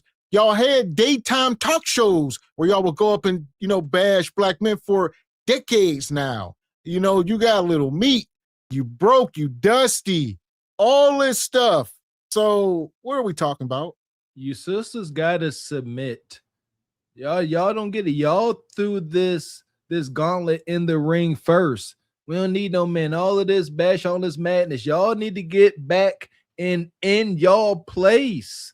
And then the men will do all the things you want them to do. It takes submission. Cooperation, protection from your man takes submission, sisters. Y'all in unison, like a daggone church choir, have shouted. Y'all will not submit. Y'all will not be cooperative.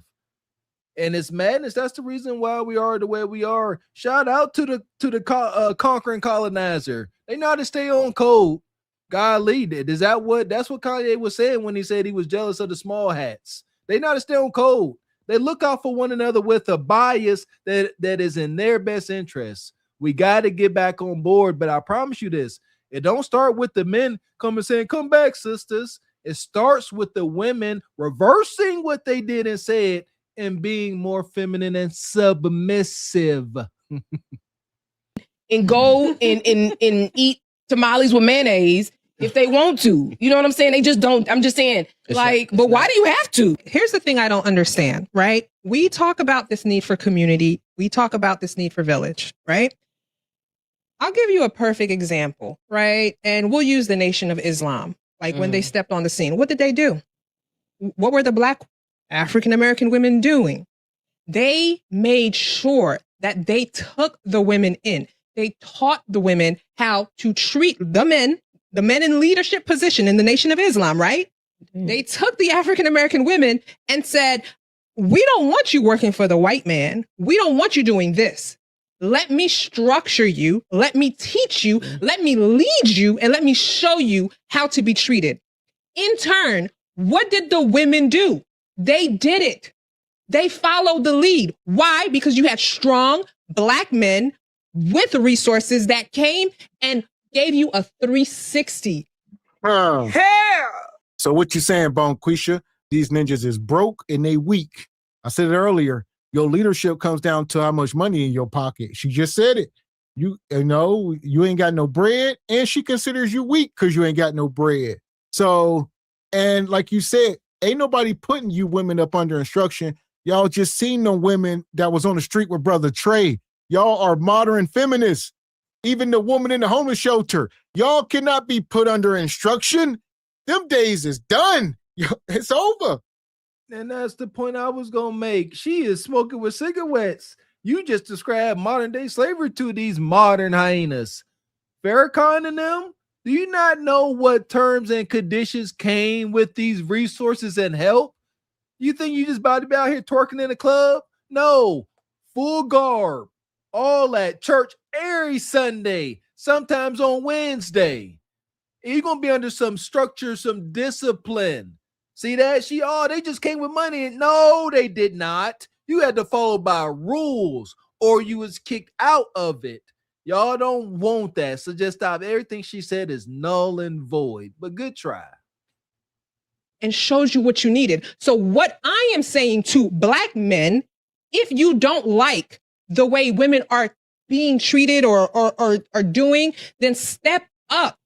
People can learn. No, because people can learn. No, they can't. I just gave you an example of this happen. It happened widespread. Even if we take that example and I look at the Black women as a whole at that point in time frame, you're saying that there was a small percentage that were coachable, moldable, and able to learn. And they're not coachable anymore. No, I'm saying that that's a small percentage of the rest. No, but what she's saying is she's giving you an example that it's possible. No, we're not talking about anything is possible, right? Possibilities are endless.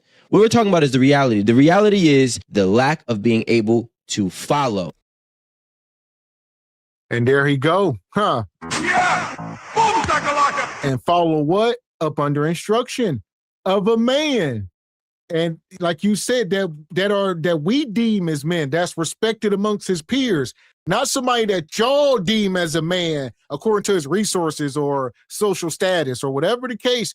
Y'all women do not dictate what men are. That don't work like that. We, the men in the group, will ostracize the people who ain't real men. Y'all will be able to clearly see, but y'all think y'all can sit around here. That's why y'all end up with ninjas with fingernails and stuff. See what I mean? Fantasizing about the character Ghost off of Power. Not a joke, not an exaggeration. A grown adult, real life woman actually said that with her whole mouth. Yeah, I want a ghost type character. These sisters don't know what they want. They want stability. They want structure. They want a godly man. They want a stoic man, but they also want you to have some down in the gutter street edge to you. What a combination. It's impossible. It ain't happening. Man, and shout out to Frederick Howard. He says, this female Silver Surfer was a feminine woman. What happened? Female Silver Surfer. Was she? Is she grifting to the dark side now? Everybody grifts. 2026, the year of the grift. You know, folks are switching sides, switching teams, if you will. This is wild, man. The year of the grift. And shout out to Brother Kareem. Says, caveat, with resources, you just told on yourself. Can't have no fun, yun, if you ain't got that money, yun. That's it. So for that, we're going to take these feminists to the sub. Down with feminism, please and thank you. The passengers of the doomed Titanic sub spent their last moments in total darkness looking for bioluminescent creatures out of the small window and listening to their favorite music. The new details of the 5 passengers' final moments have been revealed by the wife and mum of the father-son duo. Wade in the water, wade in the water, diamond wade in the water. Something's gonna trouble the water. You better wade in the water. Yeah, man. Shout out to the chat talking about they want Tupac in the suit. Tupac wasn't even really what he presented to be. Why y'all think Tupac never had any pictures with sisters for the most part? He was always with Becky and them because he was all soft and poetic. When that camera was off, Becky liked that.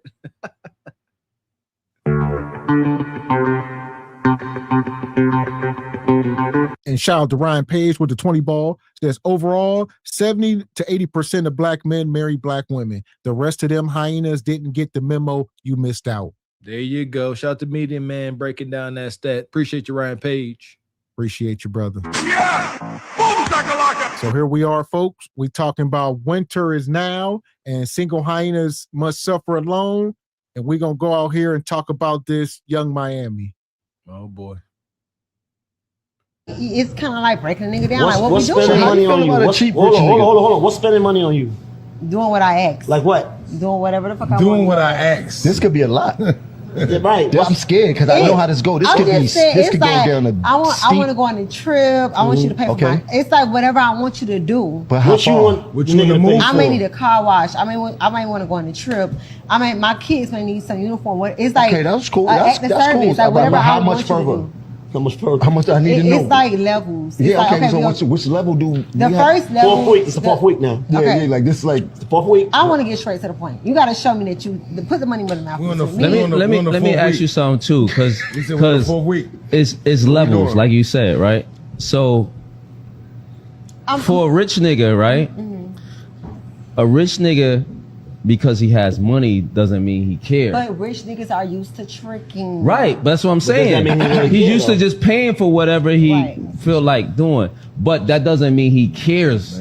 Like he really give a fuck. And he got the money to just. I may not care neither. What are y'all talking about? I don't know why people keep entertaining this one. These dudes supposed to be celebrity status to some degree. You got Jim Jones, Mano, what's this brother, Dave East, and Fabulous. Why are y'all podcasting? Times cannot be that hard where y'all are, podcasts. I don't know what this is. And why are y'all up here fangirling over Young Miami's Kudakata? How much money? How much bread they spending? And then this ninja here gonna say, well, just because he's spending money don't mean he care about you. What makes you think these hyenas give a damn? You sound like them. You sound like a woman. Yeah, that don't mean he care. He might not love you. Y'all are playing. These are real life simps. These are the guys that keep getting taken over and over and over. It's the same demographic of men. Ball players, athletes, and these rappers, entertainer guys. The biggest tricks, and they keep getting taken over and over. Every time I see this, it breaks my heart. Shout out to Fab, man. Fab, Pat Poos, these dudes was wicked lyricists. They were some of the realest in the game. They stood on a pretty firm square when I was younger, man, when it came to their craft. But it sucks.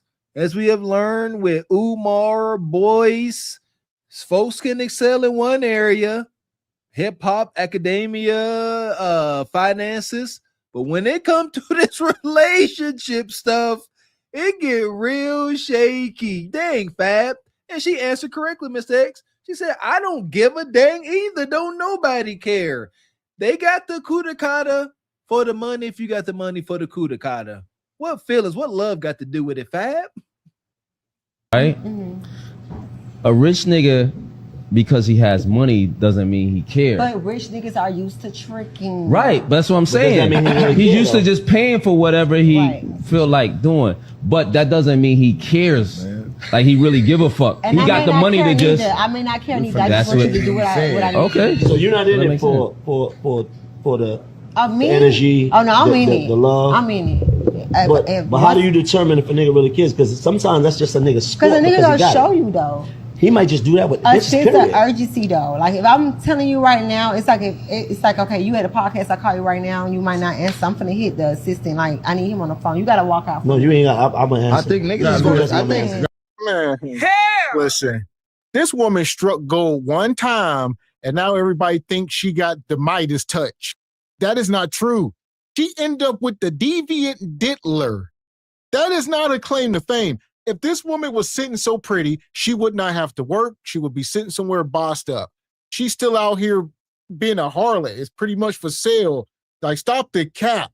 Oh, yeah, dudes be spending millions. Everybody just spending so much money on you. Where's the money? And it's for not. Okay, they stay buying things. Somebody else broke it down that we just covered. These dudes, they ain't like she's saying it. They are buying services, paying bills. She ain't getting too much greenbacks in her hand. She want to go on an expensive trip. She want the experience. She want to be in your Rolls Royce on your private jet. That's an expensive experience. And I see what Fab trying to break down. Like, this is just what they do. I've said that. This ain't no extra bill to the trick and pay pig millionaires. It's a real thing, like the diddler. He's like, I got $5 million I'm gonna have to pay to the IRS. If I don't find somewhere to allocate this, oh, here we go. Got this harlot you trying to entertain? Write it under entertainment cost. $5 million to her. And there you go. The thing is, Fab, he trying to shame the shameless. So you can't even come to her with that because she genuinely don't care to. I mean, come on now. Y'all heard about the things she's been doing. So we must understand some of these women are soulless. That's it. She giving you an experience. She don't care. She can't care. Caring will break her. She got to be numb. You gotta lead a pod. You're not gonna answer. No, I'm answering. Yeah, walk off from the pod, man. It's like, nigga, I'm on a different type of bitch. You gotta spend money. Miami out here. Spend that shit. New York. Spend that shit. New York. Spend that shit. Look at her. Young Miami grabbed a new crocodile Chanel bag. What's going on? We here. I need the niggas to pull up. Big Chanel. Yeah, I need you ninjas to pull up and put some money in my bag. I despise it.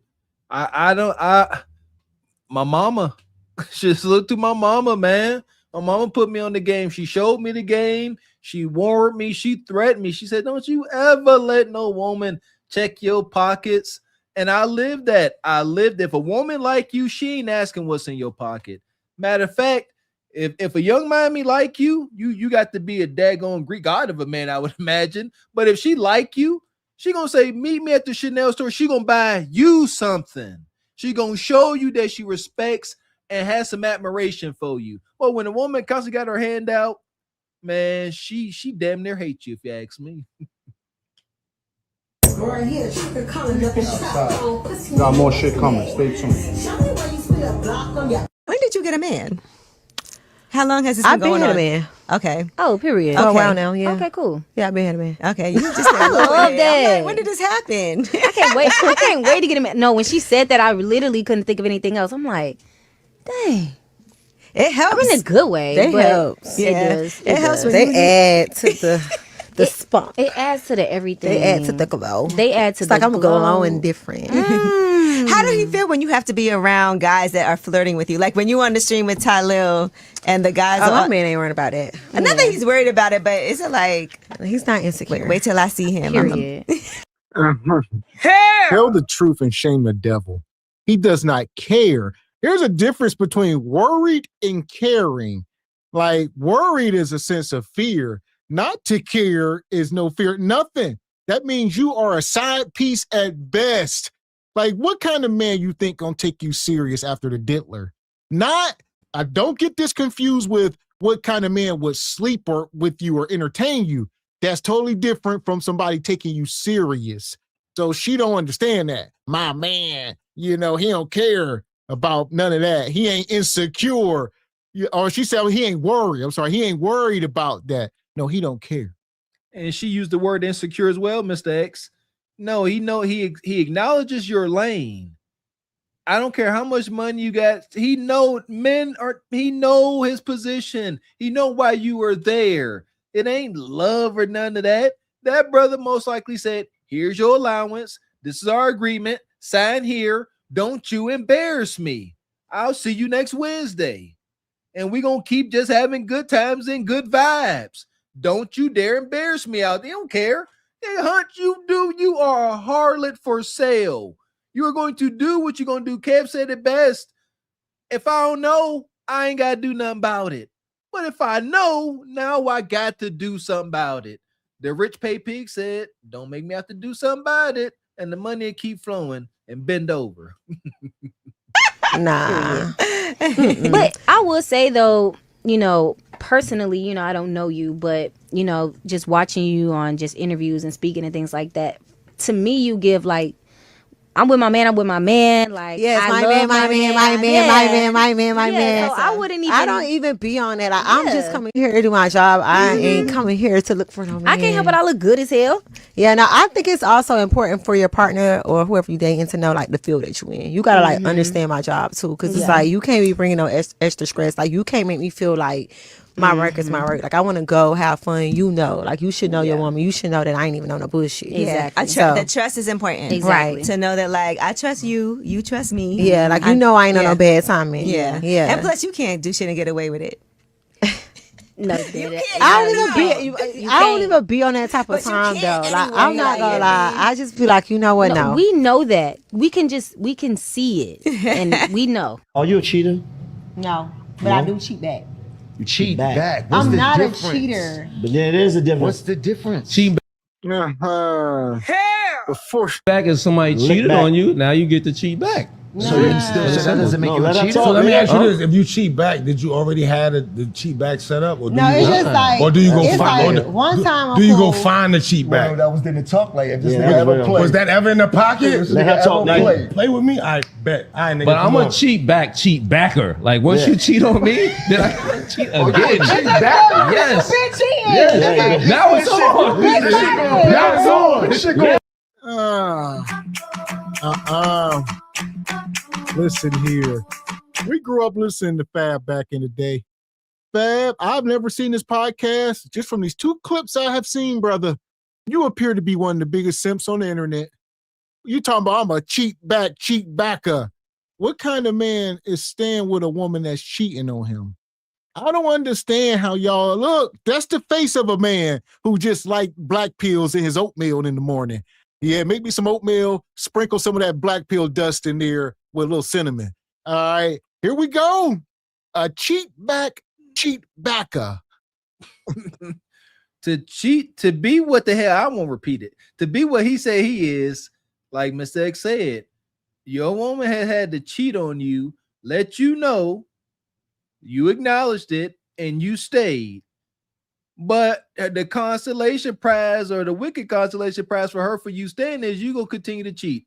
At this point, no, just stop it. It's over. You hunching, she hunching, somebody gonna wind up hurt or with an unforgivable. Just stop the freaking, and he's smiling. I could never have these conversations. Could never. Tell my cheat back. I don't know. I just gotta. I'm not talking to you no more. Like you said, they're up here fanning out over one of the world's most prestigious harlots of our time. It's wicked, man. We have fallen.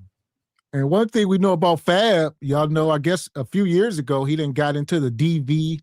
He jumped on his baby mama. So he is an insecure type of guy. You know, she did cheat on him and he couldn't take it. And I want to say he knocked some teeth out her mouth and some more stuff. Like, never went to jail for it, but I remember that happened. Maybe she didn't press. She knew she was wrong. We definitely don't condone violence, but nevertheless, man, don't do that. You can't win. You go upside a sister's head. You show her that you that emotionally unhinged. She won. Just don't do it. Be a man and leave. Go find the cheat back. That was in the talk like if this nigga ever played. Was that ever in the pocket? Let her talk play with me. I bet. I nigga. But I'm a cheat backer. Like once you cheat on me, then I gotta cheat again. Cheat back? Yes. Yes. Now it's on. Now it's on. This shit going Now it's on like popcorn. Like we got. May the best cheater win now. Like what the fuck? What? Let her talk. You cheated on me? I'm Okay. done. Okay. Go ahead, little baby. Nigga said now it's Now you gotta up it. So I'm a cheat back. Now I gotta hit one of your friends or something because you gotta really up cheated it. Oh, on me. now you're done. You gotta up Yeah, it. it's I'm going to crazy. kill you Like with that. her. You gotta I'm not up gonna it. hide. Nigga said you gotta up Like it. you fucking my friend. Yeah. Y'all toxic as hell. Fab is a very insecure, toxic man, it appears. That's like, wow. I don't know. Like you said, granted, don't stay with the woman. Because that's what he's doing. I think he's still with that one. He's known for taking the black pill in stride. As long as he gets some get back. And then she gonna keep, and then it's just always gonna be tit for tat. How do you live like that? Impossible. It's impossible. You can't out cheat no woman. We built different. It don't work that way. Come on, sisters. It is what it is. You can, sisters, just easy for a woman to get over her man that went out here, fell some cootie. I ain't saying it's easy, but it is a norm. It happens. And can't no dude get over a woman he likes out here getting raked over the coals, turn every which way but loose, then coming home, you know, disheveled. See what I'm saying? She done brought another man home with her. He all on her, probably in her. You see what? It's a totally different energy. You can't out cheat no woman. She will break you. This what he's saying is wild. You come on, man. A dude could go out there and be like, yeah, I had this sister and the huckabug had her in this. Woman come home, she can say she touched that ninja's wee-wee with her pointer finger, and you're gonna have a whole heart attack. Leave it alone, man. Cheater win now. Like what the fuck? What? Let her talk. You cheated on me? I'm Okay. done. Okay. Go ahead, little baby. Nigga said now it's Now you gotta on. up it. So I'm a cheat back. Now I gotta hit one of your friends or something because you you really gotta up cheated it. Oh, on me. now you're done. You gotta Yeah, up it. it's I'm going to crazy. kill you Like with that. her. You I'm gotta not up gonna it. hide. Nigga said you gotta up Like it. you fucking my friend.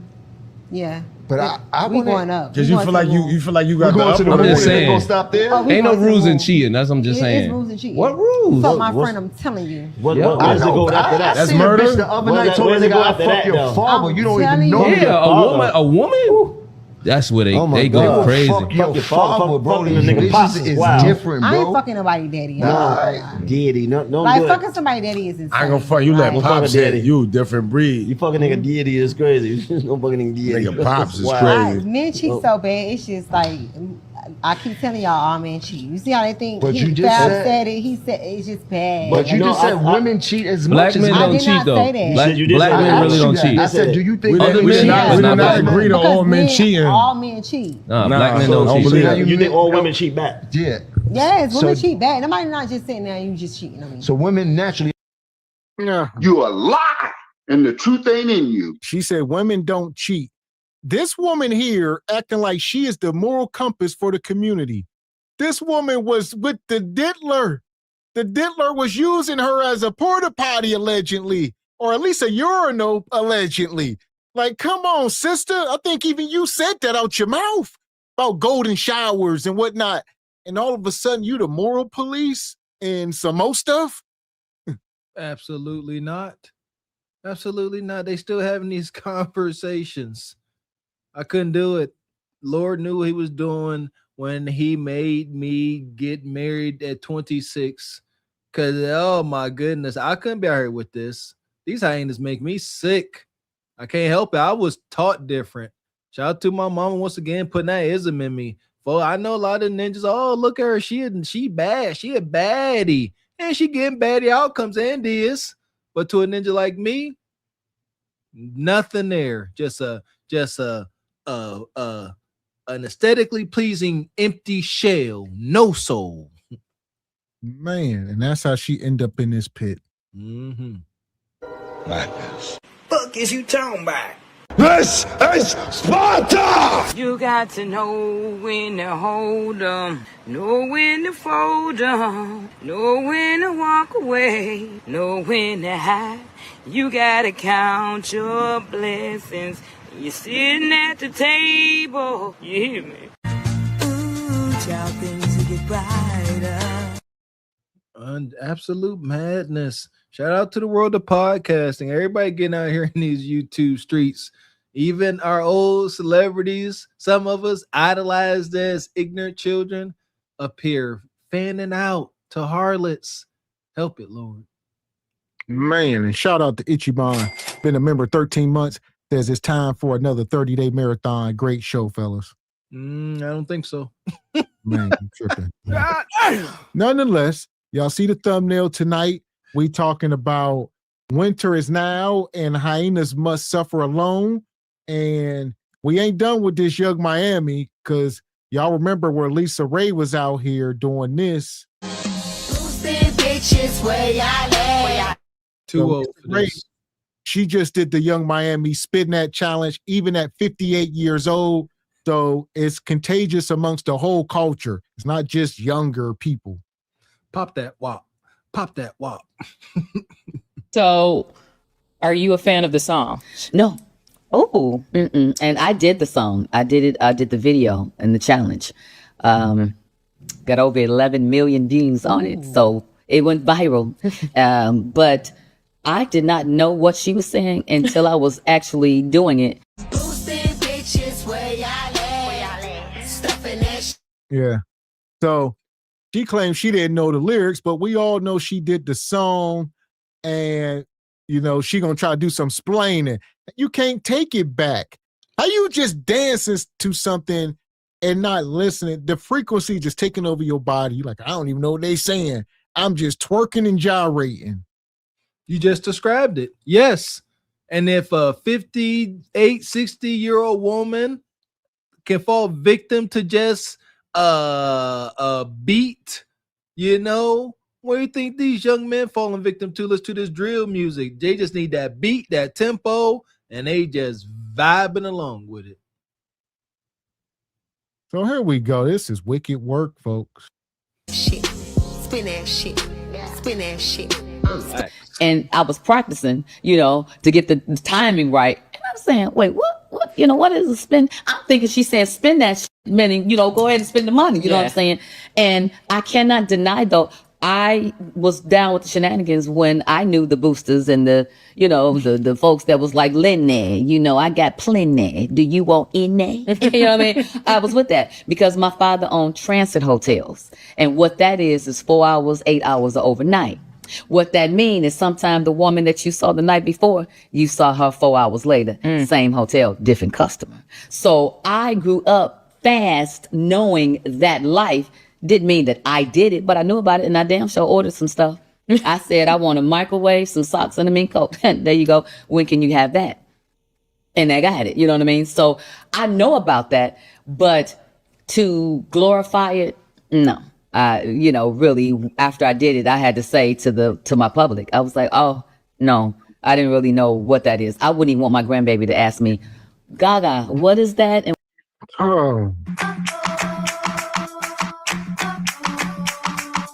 It's too late, sister. Now she doing all this splaining because you done got backlash from them, you know, 11, 20 million views. Them comments was on your top for the most part. The vast majority of people like, what are you doing? Now she said, oh, I didn't even listen to the lyrics at first. But what you just said is you didn't hear them until you started to do it. So you still went through with it. It ain't like you heard it after you posted it months later. You said, once I started doing the video, I was listening, but hell, I was already doing it. So I wasn't turning back. I ain't believing none of that. This is the year to grift. It's grift on top of grift on top of grift. I believe that her publicist, her agent, whoever was like, hey, this is hot right now. You're Lisa Ray. Go outside and do the challenge. You're guaranteed to get at least 5 million views. And she got 11. You heard her. I went viral. That was the primary objective. She didn't give a damn what the song was saying. It's a chance to go viral. That's the first thing she said. I did 11 million views. She wasn't worried about the message. And matter of fact, she knew what the message was, but this is the compounding grift. I'm so mad. We're going to do it. Folks going to talk about it. Then I'm going to go on a explaining campaign. Grift on top of grift on top of grift. Know what that is. I wouldn't even want my grandbaby to ask me, Gaga, what is that? And what does that mean? And are you down with that? And that's okay. It's because it's not. You know what I mean? And I understand. It's just like, you know, they can turn it on us. Movies that we make, shoot 'em up, bang, bang movies. You know, they can say that for us too. It's a form of entertainment. So I do understand that what she's doing is entertainment. It's music. She made, and that's a question for her. Did you mean what you said? Hell. See, no. We as humans, you got your own moral compass. So you're trying to justify your own existence, you know, by playing in movies like Players Club and some of this stuff. And you can tell your grandbabies that's just entertainment. No, but you had the choice to accept the role and perform it. Just like Young Miami got the choice. Once she performed the lyrics to that song or whatever the case, all right, you got to accept responsibility for the destruction that it can cause and will cause. So you can't sit here and say, no, I was just entertaining folks. You know dang well most of the folks, you know, ain't operating on that level where they can even take it for entertainment. They think this stuff is real. That's where we are. It's not the entertainer's fault, but as Mr. X said, there's a choice you can make. There's always a choice. Every chance we come up here and do our live shows, we got a choice we can make. We could choose to deliver the message we have always delivered, or we could choose to grift too. Mr. X be playfully threatening y'all. We're going to just start telling Bonquisha everything she do is pleasant and awesome, and we have 100,000 subscribers in no time flat. But they don't want, this is the year to grift and the year of do anything for money. Anything. No content, they will do anything. That is so terrifying. Growing up, we had a saying, you know, don't fall, stand for something or you'll fall for anything. I wonder, what do these folks stand for? Because they are currently falling for any and everything. You know what I mean? City girl. You know what I mean? Did you mean to say that you down with this and it's okay? Or was this your way of paying homage to what they did back in the day and you leave it right there on the table? Stop. You're not saying that it's right or wrong. You're just saying, hey, this has happened. Is it that? So for me, I wasn't a fan of, you know, going out there saying, yes, spin that shit. It's almost like, oh, I did that. Okay. Yep, that's one for the books. Okay, I won't be doing that no more. A few moments later. You said, I don't want to stress you out trying to keep up with my lifestyle. Right. I meant that. I believe it. I mean, why think about it. do you think some people that rub some people the wrong way? Because they broke. And so what am I going to do with you? Nothing. So that'll be a part of the people that I don't even with, because why would I? I'm not trying to take care of you. I don't want you to have to take care of me either. Don't get it twisted. I don't mind us coming together. I want us to be evenly yoked so we can build together. I'm not afraid of that. I want someone that understands. Who is evenly yoked for a 60-year-old woman? Maybe like an 80-year-old man? You must understand where you at on the date market. If you think equally yoked is, another 60 or 55 or 60-year-old man that's a millionaire, in shape, on his square, and desirable, that is not equally yoked. He can get Lisa Ray when she was playing on Players Club. He don't want this version of you all sun-dried and backwash. And for that reason, they are shaming these brothers. And every daggone day, there's another clip of some bitter, long in the tooth bone Quisha demonizing some Silver Fox brother because he can still go and get him a mid-20-year-old young tender. And they mad, that's nasty. Why you doing that? Because he can. And you can't. You know who they all want? The Lisa Rays, all of them. Every last one of them want cologne snatching unk. Y'all done seen the brother do this cologne snatch? That's the brother they want with his nice tailored suits with the Rolls Royce. He ain't coming. He don't want to deal with y'all cantankerous freaking attitudes. He ain't got to find some young and tender.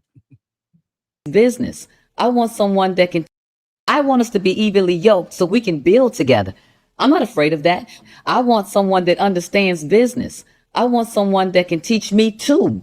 It's not fair for me to be a teacher because I'm not trying to be your mother or your teacher. No more than what we would normally do in life when we're teaching each other how to deal with each other. That I'm okay with. But I don't want to stress you out. And I don't want you stressing me out either. Listen here. This ain't about life ain't fair. You gonna say that's not fair. That's not fair if I don't get an equally yoked man that's around my age and just as accomplished as me. That's what I desire, or better. Because we know hypergamy, she wants better. So she want a man, that's Academy Award winning. This ain't fair. Only thing is fair is what they sell at the fair, funnel cakes and candy apples and, all of that, merry-go-rounds. That's it. Ferris wheels and fried Oreos ain't happening. They all want this Silver Fox dude. Here's the thing. Women at this age want the same thing men at this age want. And that's a clash. They both, Lisa Ray, she want peace and cooperation from her male counterpart. Right? All right. That's what she wants. And if she either will get that or nothing at all. Now let's take Silver Fox Unk. He wants peace. He demands peace and cooperation. And if he can't get it from you, the burden of a man, he must go get it from someone else, and he can. Back to the thing of the Silver Fox going to get him some much younger and tender. Lisa Ray can't do that. She can't go find, and what she could, but she don't want to.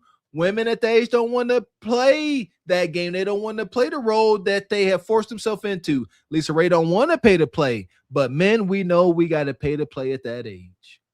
That's it. So you got to pay to play. That's it. Because if I'm in Europe and I want to stay, I want to stay. It's not only about the money. That's what people hear. They get the soundbite. She just wants a rich man, and that's it. That's not it. A rich man can still be a fool with his money.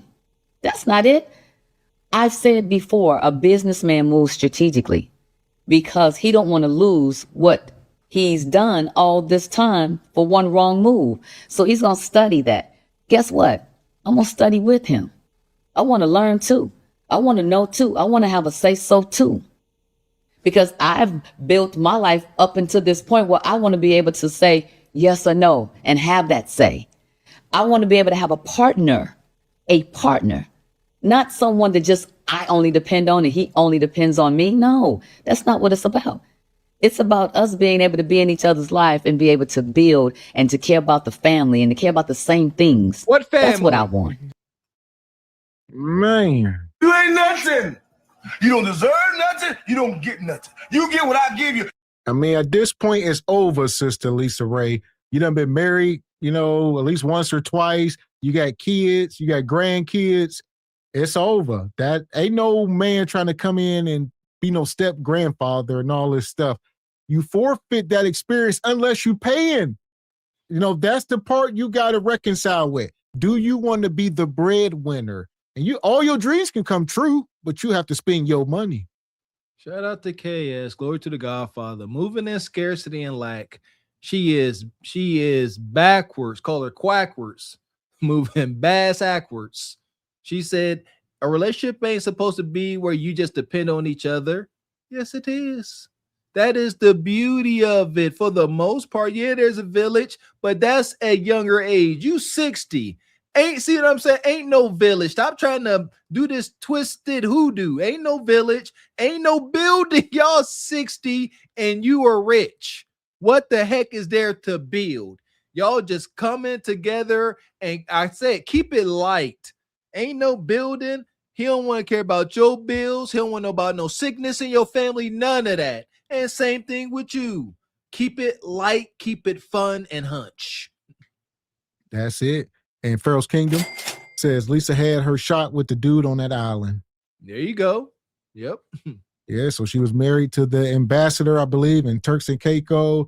He was married to the Dwayne Martin brother, the baseball player. So she was married twice in her younger days, had children. He's a grandma. Just ride it out into the sunset. Love ain't coming for you older women, in the form that y'all want it. Y'all want everything at this age, and it ain't happening. But fun and excitement, and hunching can come just like, again, keep it light. Don't get heavy.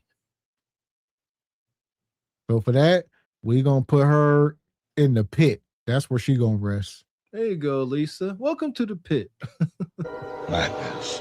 Fuck is you talking about? This is Sparta! You got to know when to hold 'em, know when to fold 'em, know when to walk away, know when to hide. You gotta count your blessings. You're sitting at the table. You hear me?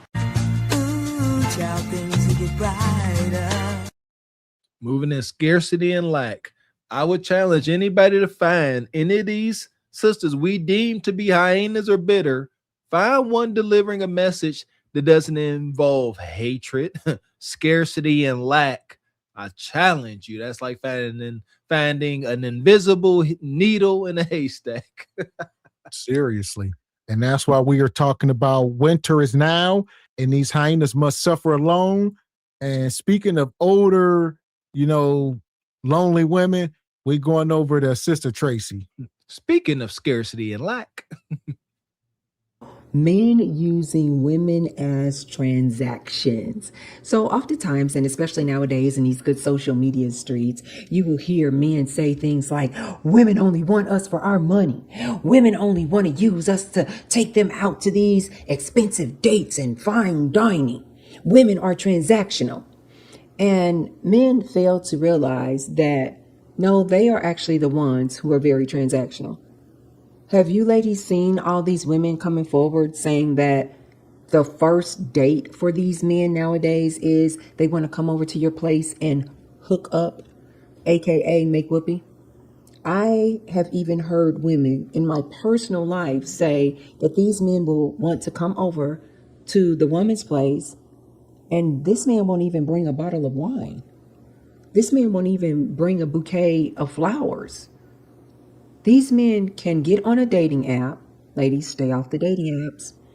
These men can get on dating apps, just meet a stranger on the dating apps, and then message her and say, can he come over? Can he hook up? can they hook up? Listen. You ain't nothing. You don't deserve nothing. You don't get nothing. You get what I give you. That's all y'all getting is what they give you. So she talking about these men just want to hook up. Yes, more than likely, these women on the dating apps, come on now. Most of them women be busted and disgusted. You know, baby mamas, blowed out. It's target practice. It's like going to the range. That's it. That's what them dating apps are. Just, you know, making sure you proficient and whatnot. Yeah, and I would hope ain't nobody out there slanging whoopee on the dating that don't even sound appealing. All of the names for some kudakata whoopee. Like it sounds like starfish. Hurry up and finish, man. I can't stress that enough.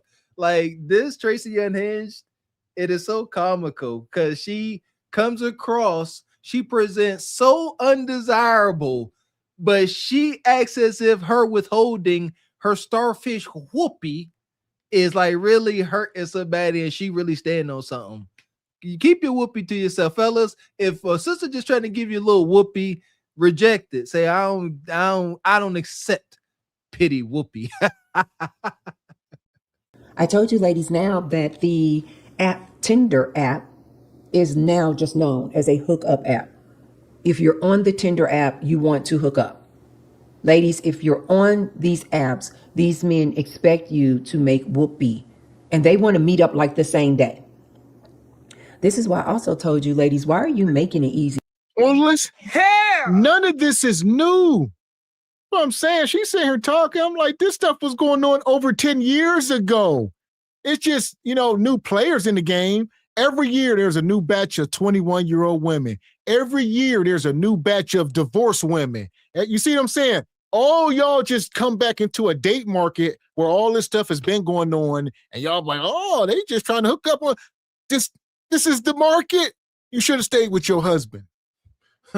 one of 4 husbands she got married to 5 times. Yeah, for those of you who don't know, that's the math on Unhinged Tracy. She was married 5 times to 4 guys. She married 1 guy twice. Wild Dance Day is on. Here you go. Let that sink in. Please and thank you. That dang it, she said so. I lost my talking point because she definitely been married 5 times. I get it though. I remember. For these men. If these men wanted to go and just make whoopee with a woman on his first encounter with that woman, that is called a prostitute. He would have to pay for it. Ladies, why are you opening up your legs to men you just met on a dating app? Talking about it's a situationship, talking about women's empowerment. Let's talk about it. Y'all did this to yourselves. Feminism. All right. Yeah. You know, man directly just giving bread for kudakata. We know what that is. Y'all made it this way. Men never, you know, set the market like this. Men wasn't bold enough. Y'all went to the men and told them what it cost, and, you know, y'all put a price tag on yourselves. And now y'all talking about why y'all paying for it. I would have to imagine the first brother that was presented with $40 kudakata in modern times was like, $40? That's it?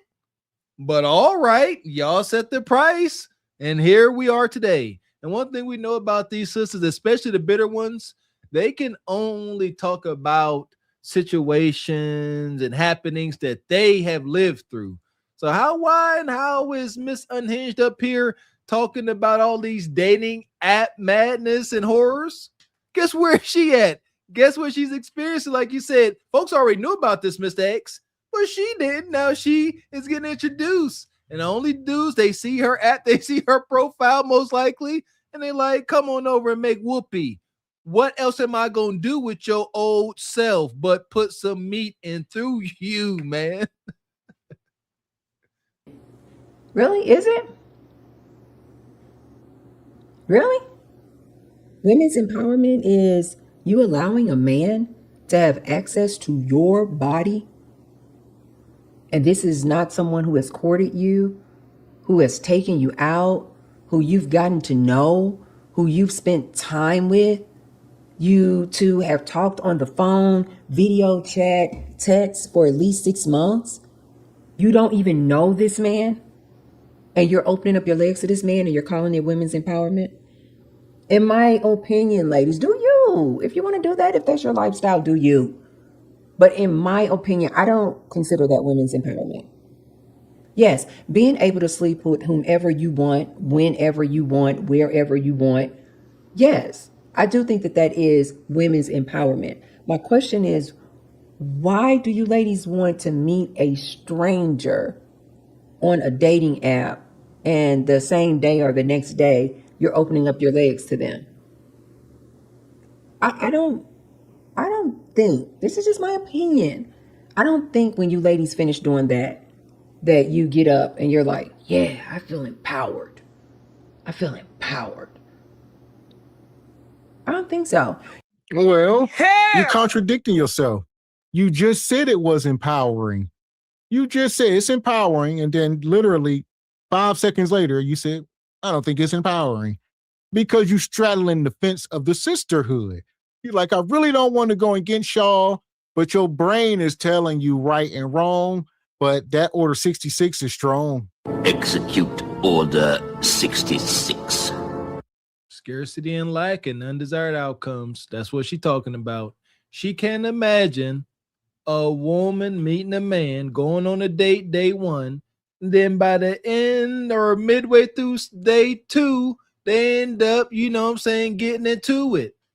That's unfortunate that you've never had chemistry that strong. Poe Tracy, as many times as she been married, as much whoopee as she done made, she don't know what it feels like to go on a date and that chemistry be so strong, she just laying in the bed, rubbing her thighs together, trying to control herself. No, because most likely because of your attitude and your outlook on dating, most guys you done dealt with didn't do nothing for a little man in the boat, and that's why you out here slanging pathetic whoopee. You know the reason why I don't think so? Again, ladies, this is just my opinion. I think if you really just wanted to go out and just pick up a rando and just sleep with them and then toss them to the side, I don't think you would be on the dating apps.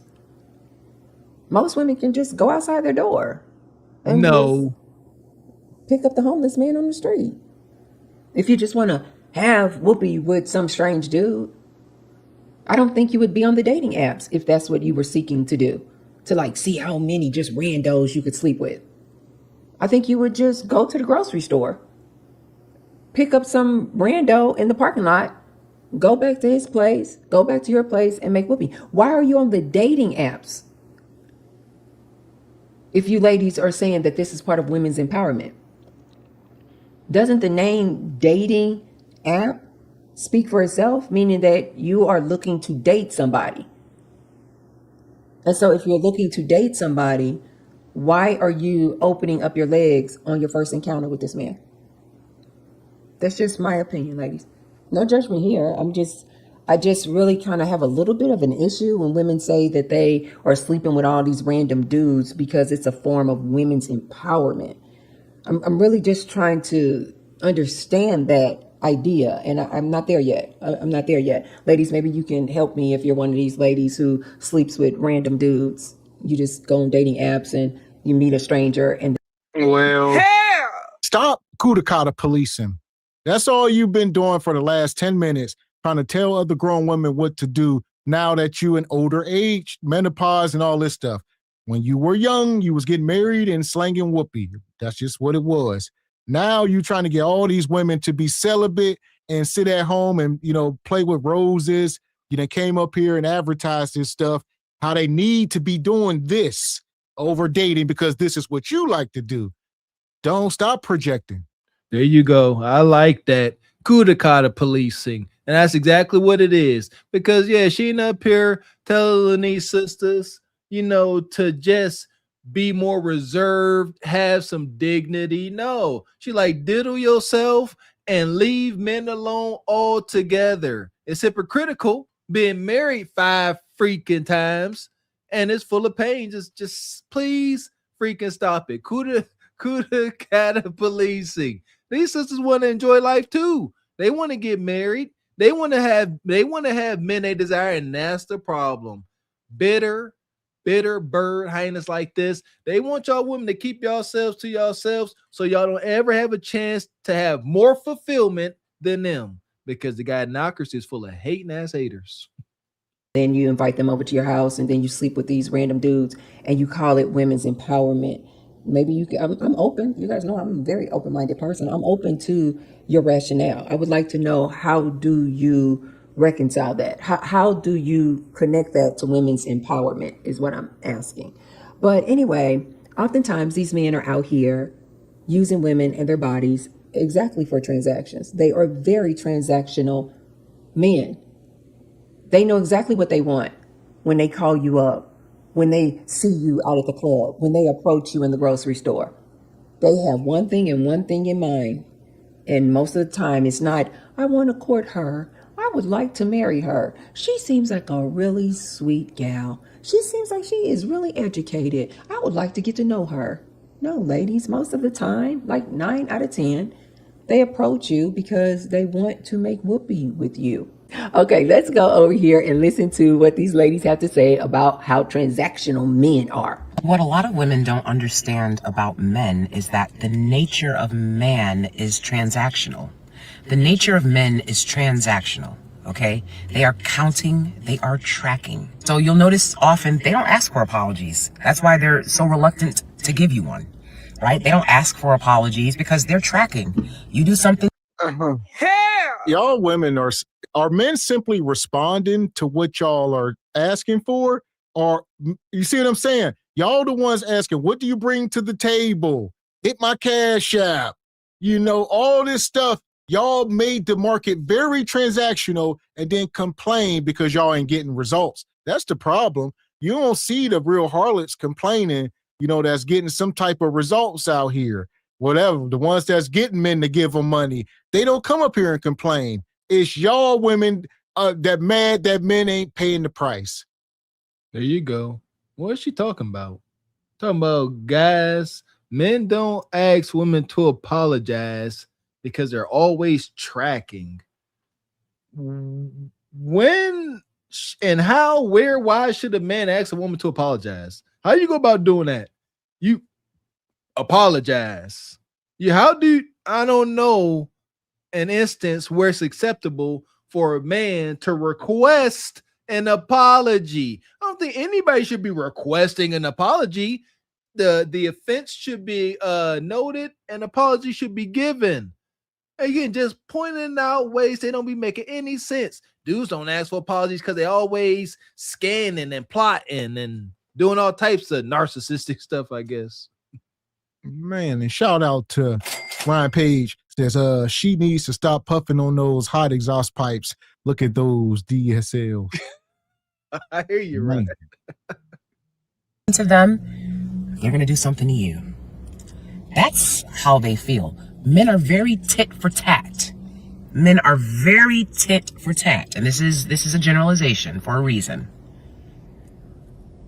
They mimic your empathy. They mimic romance and empathy. They don't generate it. They're mirroring it. Understand that. What a lot of women don't understand about men is that the nature. She said they mimic it. Wow. Men only want transactional relationships. Any and everything a man does for you, he expects a return on it. If he took you out to eat, he expects you to lay down with him. If he opened the door for you, he expects you to lay down with him. If he said something nice about you, he expects you to lay down with him. Any and everything a man does for you is transactional. This is why they do not listen to a woman when a woman says, I'm not interested in you for your money. Because men are naturally transactional. They're not doing anything that they're not getting something back for it.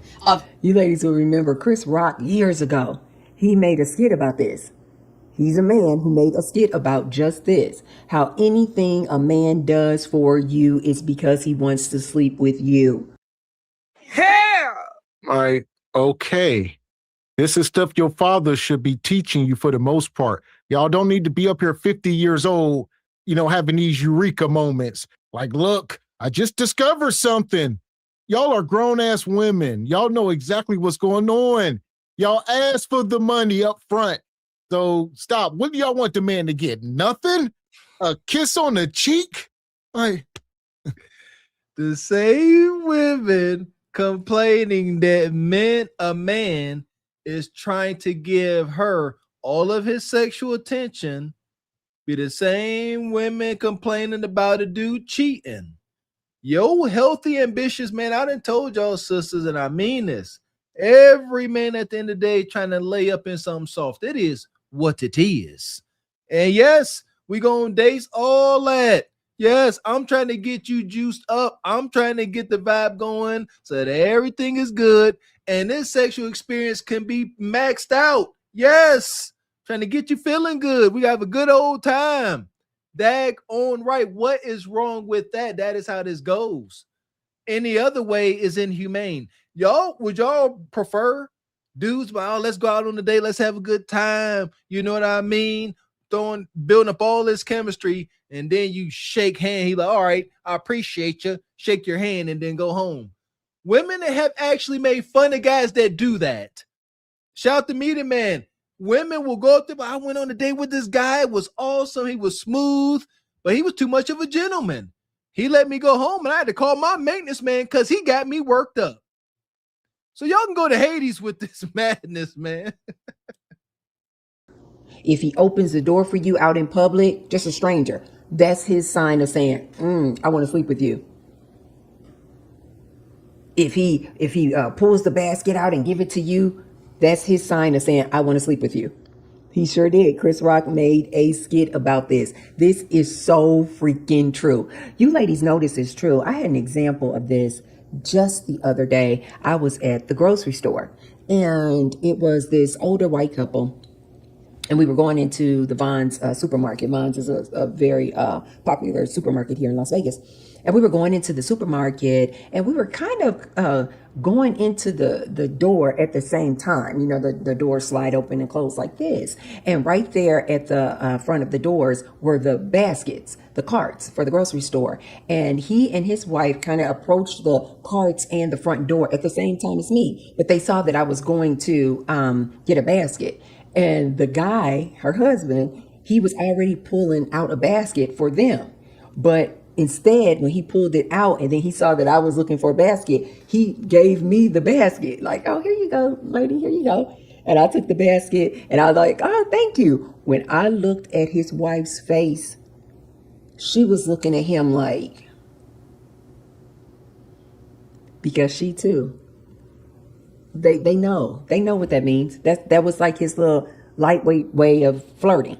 She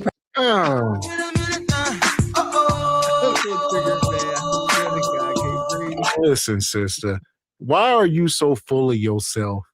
Like, every man that lays eyes on you ain't thinking about hunching you. Like you said, will they hunt you? And are they thinking about hunching you? It's two different things, and you are conflating. Like, oh, if you was asking somebody to hunt you, yes. But quit acting like you some type of goddess that men just can't resist. And most of y'all, even this woman with the bonnet, you act like all of these women are just so desirable. It's not like that, sister.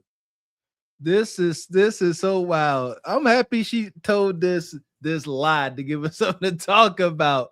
I gotta assume it's a lie because she always hype herself up.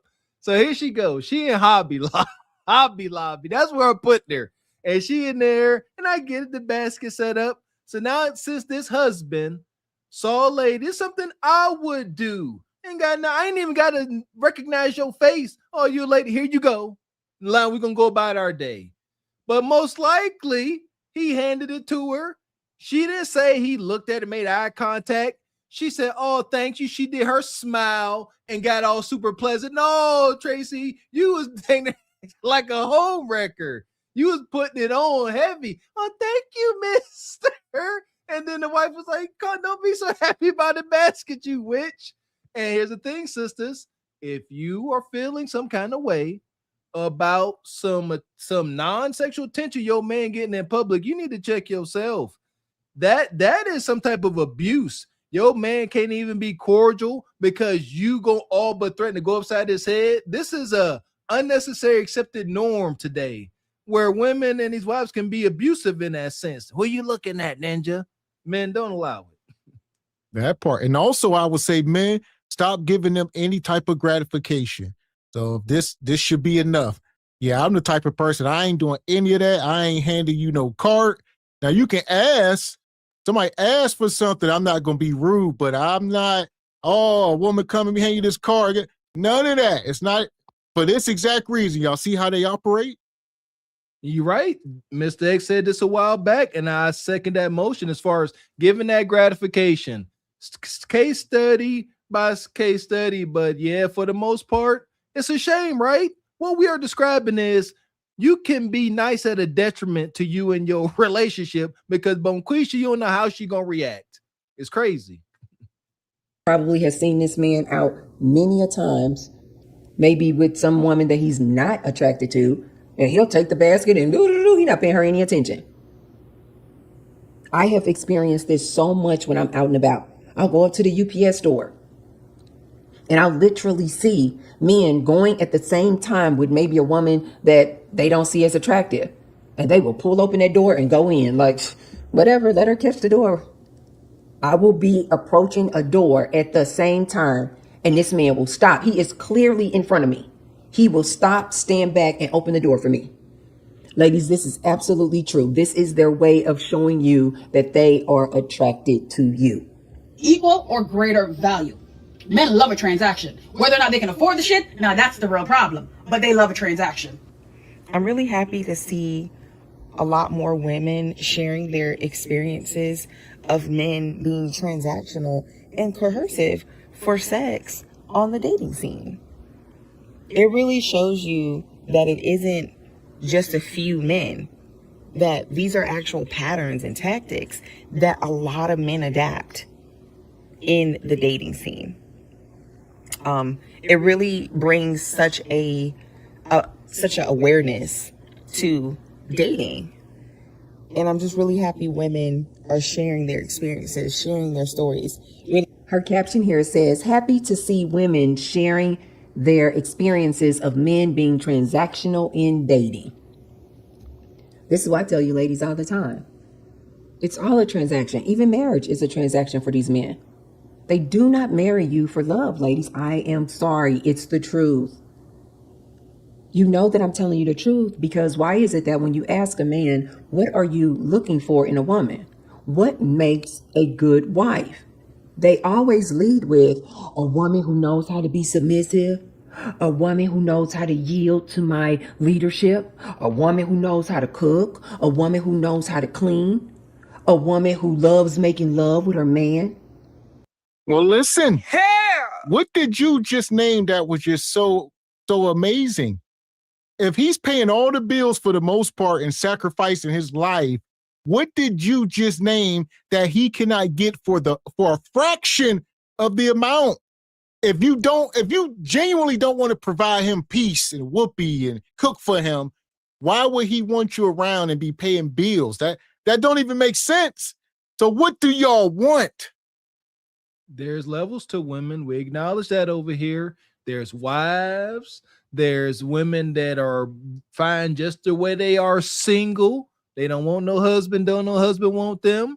And for unhinged Tracy, that's most likely her case. She don't want no man and don't no man want her.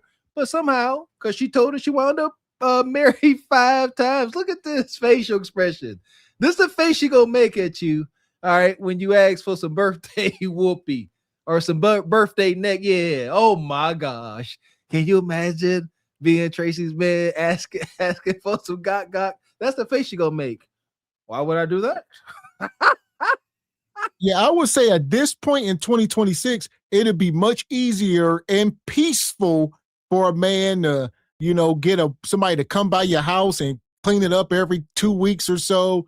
You cooking most of your food, you might order out, whatever, hire a masseuse, get happy, whatever the case is much more peaceful and cheaper than dealing with these ungrateful women. And sisters, sorry to tell y'all, men have a higher probability of living out that fairy tale of being a single brother on his square and hiring some helper maid and just fall into some kudakata on a random day. Y'all don't have that.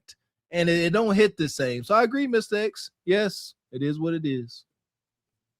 A woman who wants to have kids, What is this, ladies? These are all jobs that you're auditioning for. A cook, a maid, a sex worker, and a parent to his kids. You're going to chauffeur those kids up and down the highway to get them back and forth to school. You're going to be their tutor, doing the homework with them. You're going to be raising them. You're going to be the nanny. Ladies, men do not get with you because, oh, you have such beautiful braids. Oh, you're so beautiful. Ladies, haven't you seen that too, where a man will be married to a woman and look-wise, he's like way better looking than her. And you may wonder, like, wow, they don't seem like they are compatible. Like they don't seem like they're equally yoked. But they are equally yoked. You know why? Because she is looking for a certain type of man. Maybe she was looking for a provider type man, or a man who wants to be in the masculine dominant role or position. And he was looking for a woman who's going to be his chef, his maid, his sex worker for free, his nanny, his assistant, his helpmeet. They are equally yoked because she wants to be those things for him, and that's what he's looking for. It's all a transaction, ladies. I'm sorry. If it's not a transaction, ladies, then why is marriage a legal binding contract? If it's for love, why are you ladies even getting married? Why do you need to get married if it's just for love? Because it's not. That is your problem.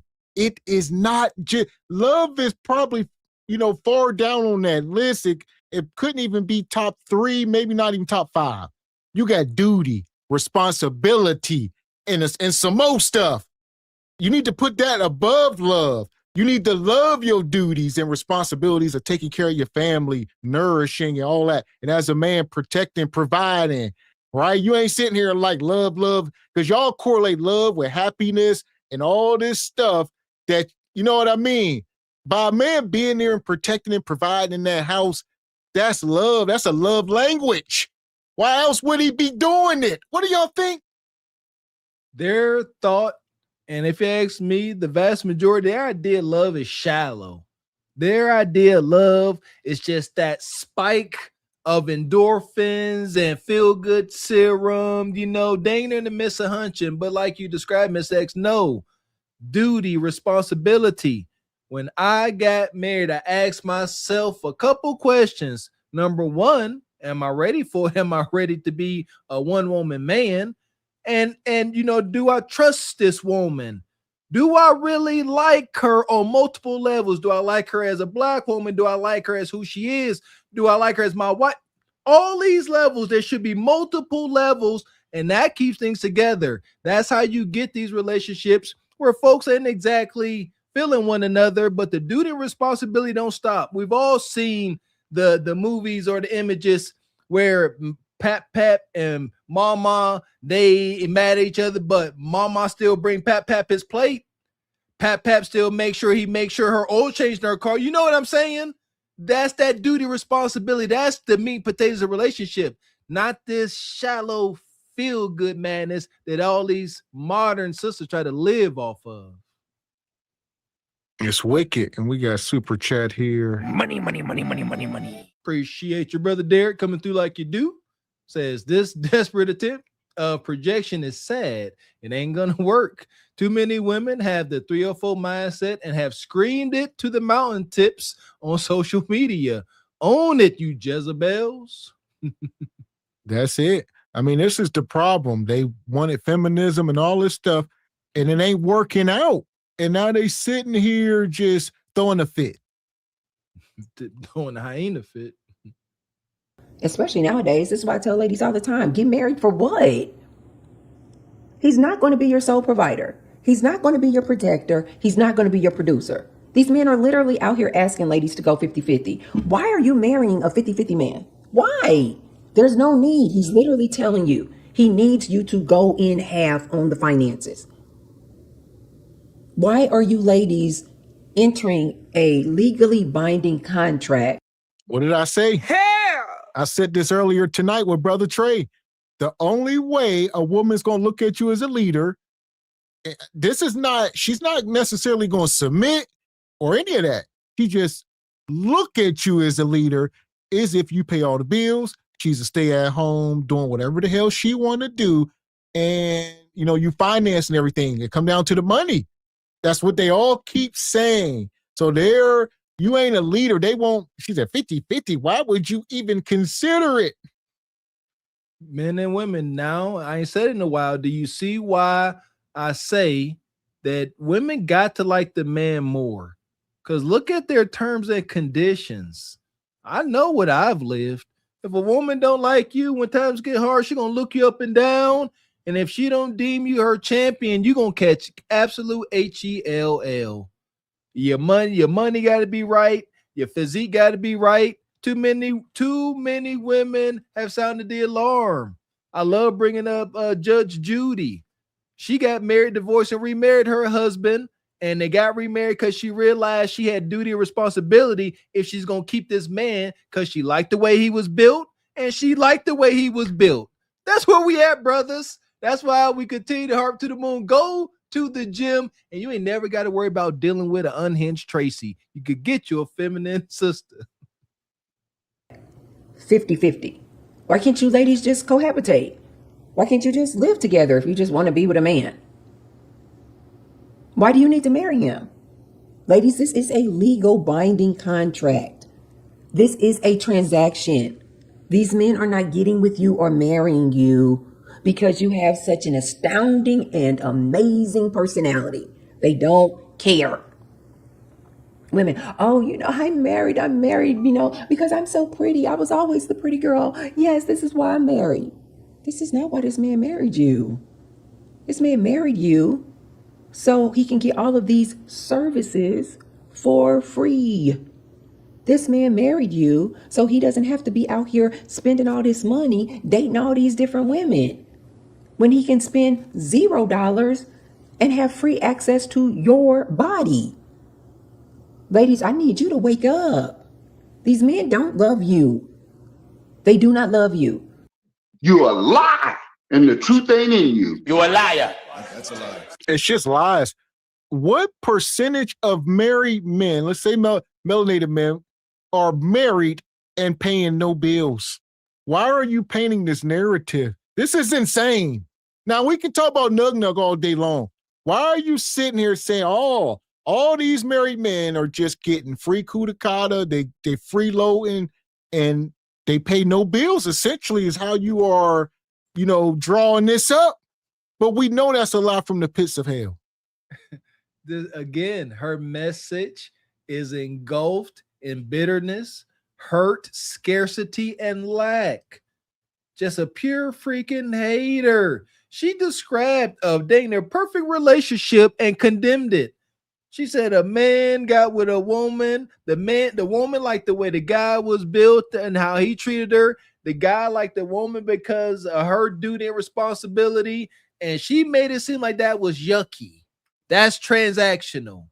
That's interdependence. That's the way it's supposed to be, you bitter harlot. Women like this so bitter, the idea of any degree of vulnerability is a bad thing. When relationships are built on vulnerability, even God requires you to be vulnerable. What are we doing here? I hope folks ain't listening to her and taking it at heart. This is for entertainment purposes only. If you like painful entertainment. That's it. Yeah, she making it seem like, women don't benefit overwhelmingly in these marriages. Like you said, men are sacrificing, good men.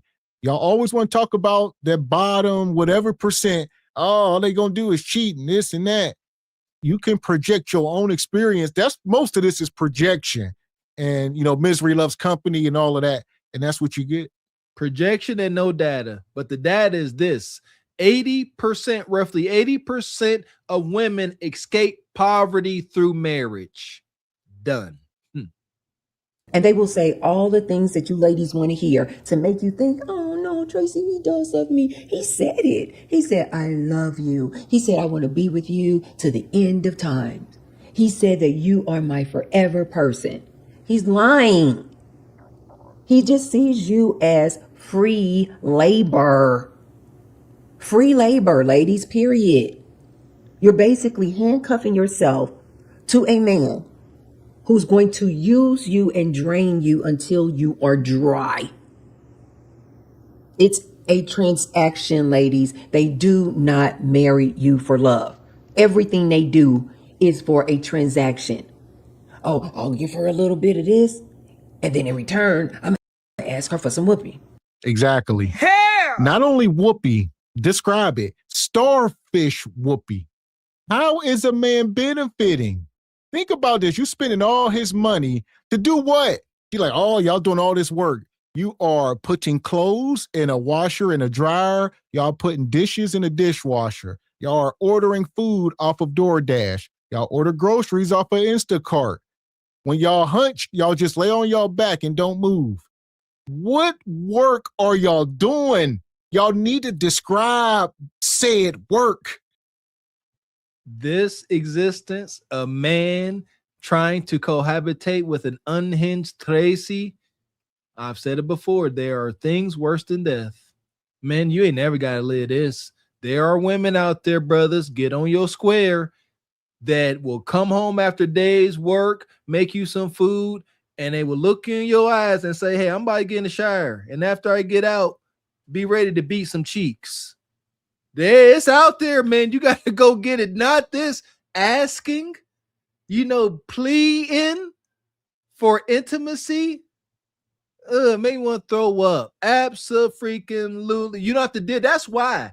If you had to, man, we are men. If you had to deal with it, you got to deal with it.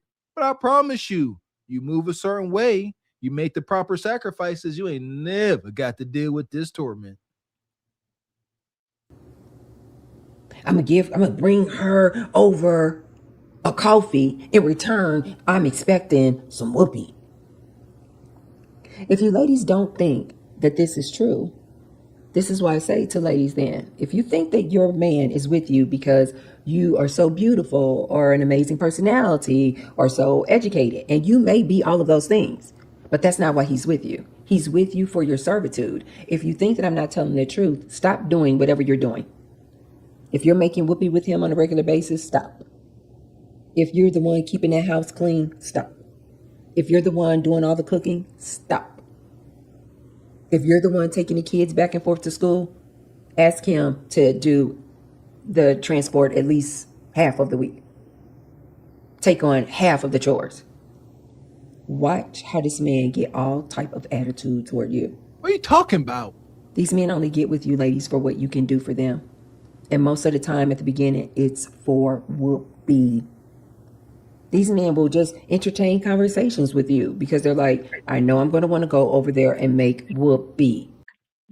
Hell! So why would a man marry a woman just for whoopee when we know for a fact that the price of kudakata can range anywhere as low as $5.99 upwards to about $40 to $60? Why would a man marry a woman for such a bargain that don't even make sense? So you need to start pedestalizing these worn out, used kudakatas. Worn out, used, they done spit out babies, they done been infected, all that. And you are putting these things on a pedestal. Mm-hmm. Yes, she is policing, tender, desirable kudakata and decrepit, roll hard and put away most wet kudakata too. She want all kudakata, everything, whatever you want to call it, she want it off the market. She want the market dry. This is kudakata prohibition. Kudakata prohibition, Tracy. She said, every sister withhold. Keep in mind, this is a woman that was married 5 times over. Can we not acknowledge the extraordinary hypocrisy in her message? A woman married 5 times. There got to be a stat. I'm gonna give my Googles. How many women were married 5 times? She got to be in the top 5 percentile, if not higher. But she been married 5 times, is telling every woman, harlot or not, keep your kudakata to yourself. Shout out to Ryan Page. Says we keep saying it. The women that ask for nothing gets the most. The one that asks for everything gets the least. How hard is that to comprehend? Amen. A woman that asks for nothing deserves the world. Man, shout out to Brother Ryan. Yeah! Boom, shakalaka! Appreciate you, Brother James Horton, coming through with the jewels. Appreciate you, brother. Appreciate that. So here we go. We're going to let her land this plane. This is getting crazy. Please. Appreciate you, Brother James, coming through with more jewels, sir. Appreciate that, brother. Yeah! Boom, shakalaka! It's all transactional, ladies. I really don't like to be the messenger of bad news, but it is the truth. It's all about what you can do for them. This is why I tell ladies, if you don't believe me, then when you go out on a date with this man, tell this man, oh, I'm abstaining from sex until I get married. You won't hear from him again. You won't hear from him again. Of course not. Hell! Because that is insane and you need to be put in an institution. Because, man, granted, she say, hey, I'm not having whoopee again until marriage. Ask simple questions. I would say at least 3 simple questions, 2 to 3. 1, are you a virgin? More than likely, it's probably 99% chance, no. Then ask them, do they get kids? It's probably a 70% chance, yes. So between them not being a virgin and having children and telling you that you got to marry them for kudakata is clinically insane. Yeah! Boom, shakalaka! Well, there I put on my public pretender Steve Madden bowling shoes. According to the U.S. Census, unhinged kudakata prohibition Tracy is in the top 1 percentile of humans on Earth, with the fact that only under 1% of married adults have reported to being married 4 times or more. She's been married 5. So my point is, mistakes. You can say what you want to say about her being insane and remembering her thoughts not being your thoughts, but who else is on her level, my baby? Top 1%. This is Google AI said it. AI has crowned her. Salute to Tracy in a league all her own, down in the pits of Hades. Shoom, he'll be out the door. Bye. You'll go to try to call him, blocked. You'll go to try to message him, blocked. If you ladies think that I'm not telling the truth, tell these men that you are going to abstain from whoopee until you get married. It lets you know that these are isolated incidents. This isn't just a few men. Yes, this is like majority of them. Yep. Just, be aware, be vigilant when you're dating women. Yes, absolutely, ladies. Take heed, take heed, take heed. Everything they do is for what they can get out of you. I have experienced men, oh my God, at the beginning, when they want to get that whooping, they are so nice and flattering and complimenting me all the time. And you're so beautiful. I love the way you dress. I love your hair. And then when they get what they want, bam, they change just like that. When they start getting too comfortable, bam, they change just like that. When they find out that you're celibate, bam, they turn just like that. Oh, wait, you're celibate? Oh, no. Oh, you abstaining until you get married? Oh, no. Ladies, just do it as an experiment. If you think I'm not telling the truth. Like you said, it's insane. What are you talking about? Like, of course, if you tell desirable men, because that's who you're talking about, you ain't talking about the broken dusties, Tracy. You talking about desirable men. You're going to look these men that have options of women and say, you got to marry me, I'm celibate. And him to say, okay. And to look at you, you done been married, a lot of y'all got kids.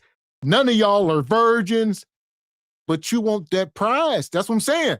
These are what you got to be. Not saying it's impossible. You better be some young virgin that don't have kids, trauma, you better be feminine and well-spoken, know how to be a wife, all these things. And we know that 99.9% of y'all ain't. There you go. We want to get into courting and all of this super mushy stuff coming from men. No, if you got your V card, then we can have that conversation, because obviously ain't nobody ever touched you. Y'all know that is something else. Never even thought about it. It is. My goodness, if you want all of that fairy tale stuff, you got to be presenting a fairy tale experience. What an honor. We already as men acknowledge that. For a woman to give her body to you is the greatest honor. And for, my goodness, a woman that's never given her body to anybody and you are the only one to get it, that's how you get all this courting and the dude don't mind being monogamous and sweet because there's no consequence. But a man shan't not dare not be all sweet, kind, and vulnerable to a daggone woman that's been out here in these streets, laying nug headed every which way. But now he got to pay the ultimate and highest price for the least, for less. We would never tell men to do it. Absolutely not. Men, you filled the last position the last dude did. If it was the maintenance man, that's the only thing she qualifies for. I mean, seriously. Yeah, at this point, the only thing I can equate, with celibacy, abstinence, all that's religious. So now we're talking virgins. Like, you can make it make sense, but most of y'all cannot at all. But I'm sure there's a small percentage of people who can sound like this, and we can say, okay, you check all the boxes. But like I said, you really got to start checking boxes when you talk about being celibate and you want somebody to take you serious. Checking mad boxes. I mean, you got to be a fairy tale. Man, good luck. You think I'm being hyperbolic? Like, if you think that I'm embellishing these things, you are. Just run the experiment on your own. Meet some guys, and every time you meet some guys, on the first date, on the first conversation, just tell them, oh yeah, I'm practicing celibacy until I get married. I am going to keep my body and reserve my body and access to my body and lovemaking for my husband. Yeah. This is what it says in the Bible. So why should they have an issue with this? Watch these men run. There's your answer right there. All of a sudden, you ladies need to just run the experiment, if for anything, just for entertainment purposes, just so you see how fast these men will run when you say, oh, no. I'm abstaining from sex until I get married. This body is for my husband. And watch how these men react. But you ladies, let me know what you think in the comments down below. Do you think that men are transactional? Do you think that men only do the things that they do for you because they are expecting whoopee at the end of it? These men come over and put together your TV stands, or they come over and they bring you a cup of coffee. Do you ladies think that it's all transactional? He'll do a little for you, expecting something out of you, oftentimes your body. Let me know what you think in the comments. You a lie, and the truth ain't in you. Here we go with this selective Christianity. So now she said all the celibate stuff because that's what the Bible says to do, says Tracy. What does the Bible say about divorce? Not just one time, but 5 times. All right, the Bible speaks about a divorced woman and how a man should not marry a divorced woman. If a man married, you belong to that ex-husband. And if another man marries you, then he is cursed. You would be cursed according to the Bible because she is cursed. So by her marrying you, y'all all moving on in these. So she keep cursing these men according to the Bible, Tracy. According to Mark chapter 10, verse 11 through 12, Jesus notes that a wife who divorces her husband, like today, she did this 5 times now, and marries another person commits adultery. Adultery, reflecting an equal standard for both partners and breaking the marital bond. Sova, you did it 5 times. You wouldn't see what I mean. You wouldn't bring up the Queen James Bible, and folks like Tracy don't adhere to none of the goddamn standards. Picking and choosing and freaking picking. I wait till Judgment Day. I believe we all got the answer to something, someone. How are y'all going to explain these wonky actions? You claim this what you riding with.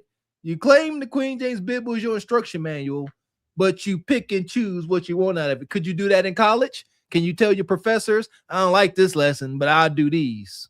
See how stupid that is? Duh. Shout out to Brother Stu Pease. We appreciate you. Says Tracy's box odometer might read 25,000 miles the hard way, but it actually flipped over. There you go. So yeah, she can act like it's low mile. It's an R title. All right, it's like a 3-time R title. It got fire reports, then caught on fire a couple times, all that. So flood damage, just have been burglarized, VIN codes missing. No, it's all bad. Appreciate you, Lee Turner, coming through, gifted 1 single by choice membership.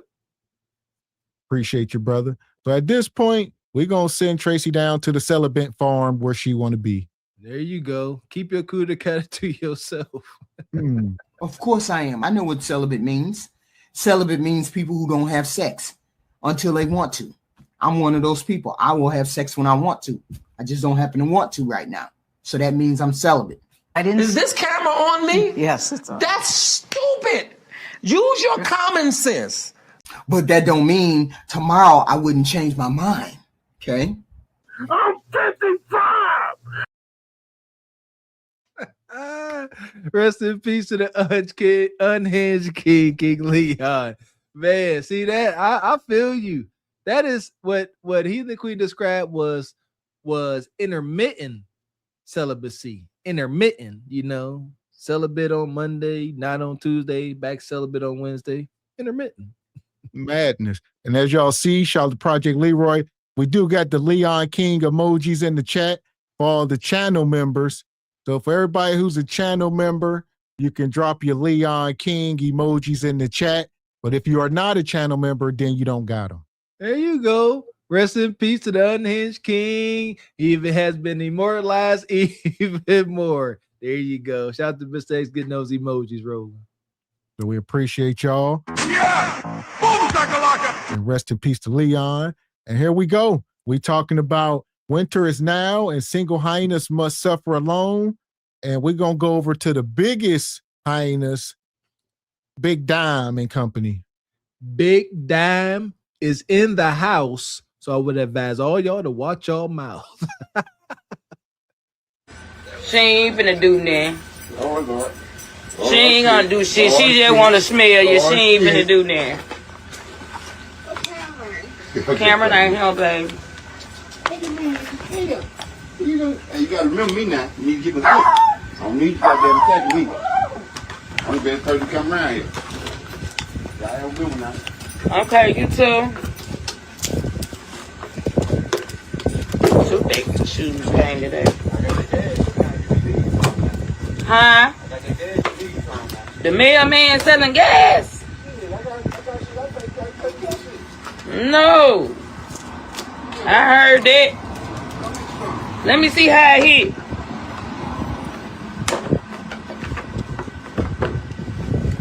Hell yeah, Mr. Mailman.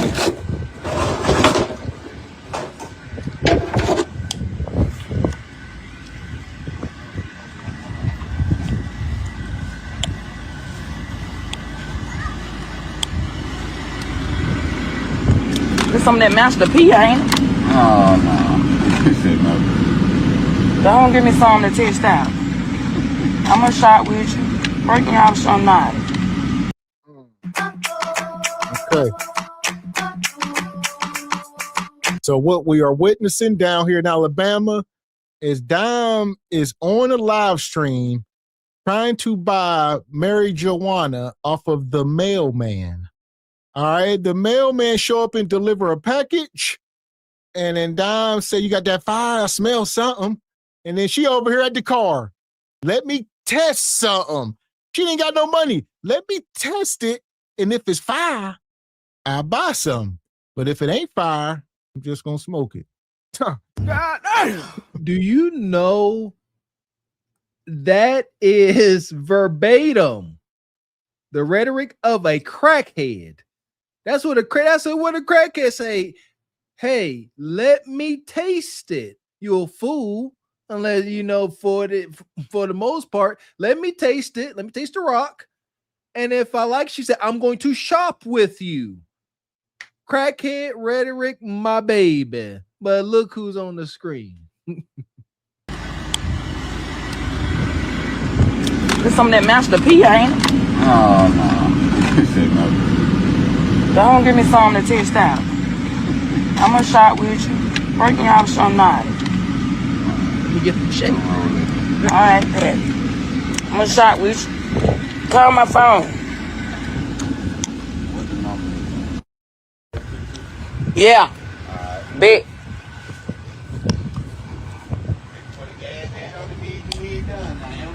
Yeah, alright. Okay.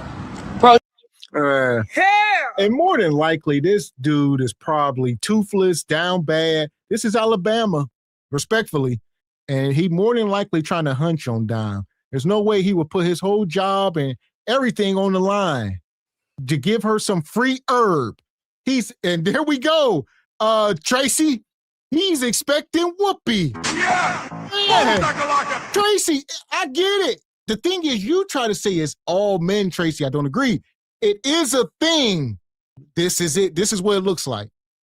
The only difference is, the Brock ain't got no Whoopi. She got Kuta Kata, my baby. Ain't gonna be no starfish over there. I can all but guarantee that. Nevertheless, this is so ignorant. Does this mailman not know how easy it is for him to get caught? Already, this is all they need. That's all they need. All they need to know is what's the Baraka's address? Who was working this route at this time of day this video was taken? Done. Y'all gotta stop. And also what I was thinking, like, the Baraka sitting there, she should have showed the dude some respect, sat the phone down and not had all this conversation, because it's easy to decipher. This mailman, if the folks is watching, he's as good as caught. It's too easy. Timestamp the video. Who was on that route? It ain't that difficult.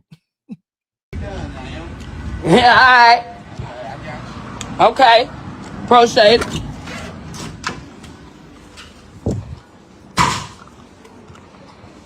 Bitch, I ain't about nothing, bitch.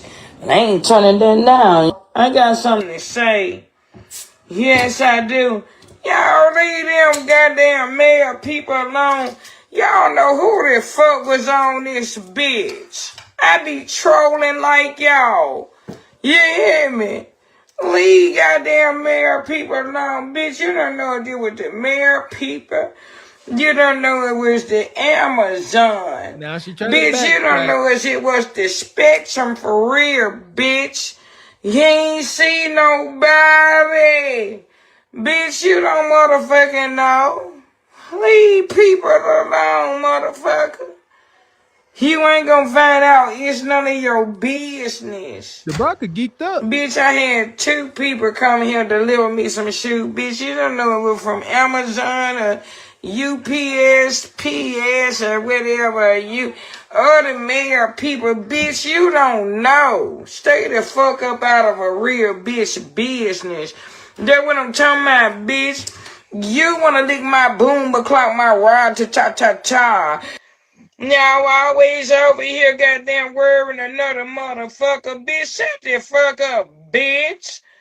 I said the nigga sold me some goddamn car gas. Bitch, that's just what it is. What it is. I remember when I lost my mind. Oh, I'm just about to lose my mind. Here we go.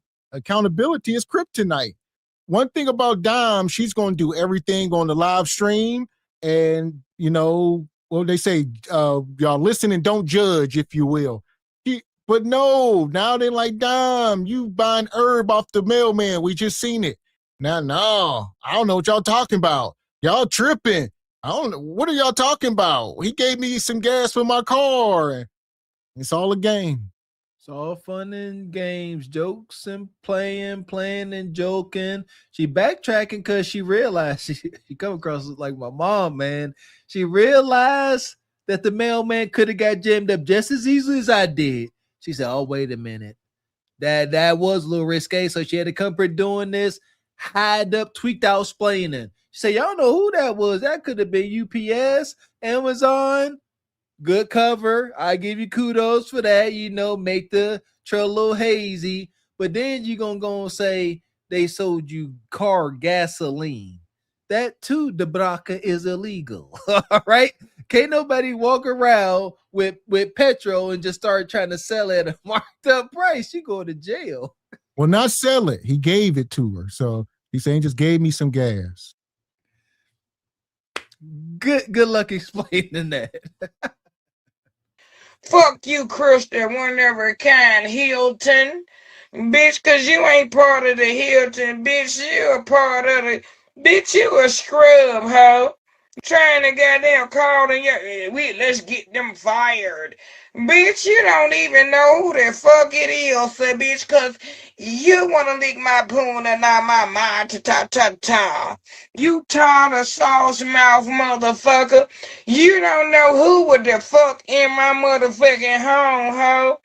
You don't know who pulled up, bitch. I be trolling like you motherfuckers, bitch. That's all. As y'all see, she got the coronas. Dime still drinking and doing whatever else she doing. And she'll do this. I guess people been screen grabbing and clipping up Dime falling asleep, I guess pretty much every night. Dime is drinking pretty much through the night, and she'll fall asleep in his kitchen, standing up a lot of times. She'll be dancing to the music, and I don't know if she playing or what. A lot of people don't. She'll just nod off. And then sometimes she'll fall over, get up. People don't know if she's doing it for content or what, and she don't do too much explaining. She just does it, and the next day act like nothing ever happened. Yes, both. Real life, good, bad, ugly, heinous is content. It's always both. Always. She know it. The Bronco know folks like to see madness. They know why they are here. She know why we are here. Yep. Content and her real life is both, sad to say. And when we take it to court, bitch, that's what it is. Bitch, I be trolling like you hoes, so bitch, you ain't seen shit, bitch. Stop. Role play is a hell of a game, too. You can put you talking to somebody else on another goddamn pitch and all that. Bitch, shut the fuck up, bitch. You ain't got shit. Motherfucking moho. And this ain't no goddamn threat, bitch. It's a promise. Show me. Because I'm sick and tired of you mother following me around like you can me. Like I'm your bitch. You hear me? Like I owe you a fuck thing. They love you, That baby. nigga owe me his life for real. Do you know what all he done did to me? The beginning of my life, bro. Love you, Dime. When I wanted to commit suicide, that nigga had both of my kids up on his live, nigga. And I ain't never told nobody. I had to go get counseling behind that, nigga. You was one of the reasons that I got back on pills. Fuck, nigga. Let the truth be told, nigga. You was one of the reasons I got back on pills, nigga. Calm down, Y'all don't be knowing what the fuck y'all do to people in their life.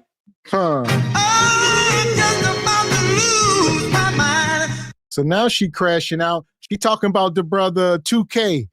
2K, I don't know. Be careful.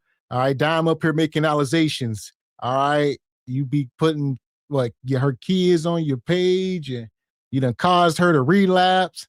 I don't know what she trying to document. Dime, ain't nobody caused you doing nothing. This is all your own doing, but you trying to put it off on other people. But I would say be careful. Definitely don't be putting people's kids up. I don't know what she talking about, if it's true or not. There you go. Yeah, shout out to the wild brother 2K. Her 2K and the Baraka been like Batman and the Joker going at it. There's some mutual respect there, though. They go at each other wild, but he'll send her money. My understanding, they help each other out, do the content thing. There is a relationship there. But now, if she want to come up here after, please believe the Baraka done called that brother any and everything but a child of God. But now you want to come up here trying to shed cracky crocodile tears, talking about he the reason why you relapsed on something. Abso-freaking-lutely not.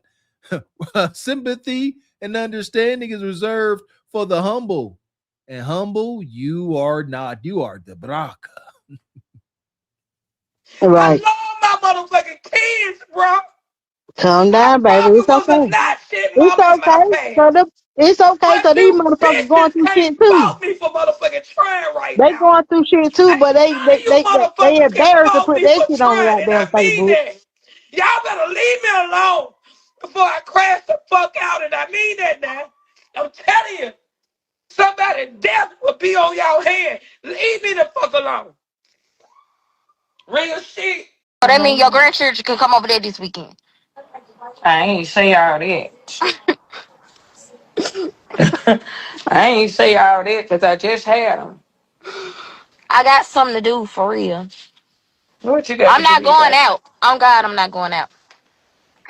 You a lie, and the truth ain't in you. Why you gotta bring God into it to make that factual? All right, I couldn't imagine calling my mama, hey, you know, drop the kid, they trying to see grandma, hang out. On God, I ain't going to the bar. On God, mama, on God, on God. They just want to see you, mama. On God, I got stuff to do. I'm doing other stuff. Like, do y'all understand how this sounds? But we are introducing, that's Ebony, that's Diamond and Ebony, her daughter. They both got 6 kids by 6 men, totaling 12 kids by 12 men. And Ebony's still only like 27-ish. So she fertile. I hate when you rattle that off like that. 6 seats, 12 altogether, 12 guys. That is some heinous daggone math.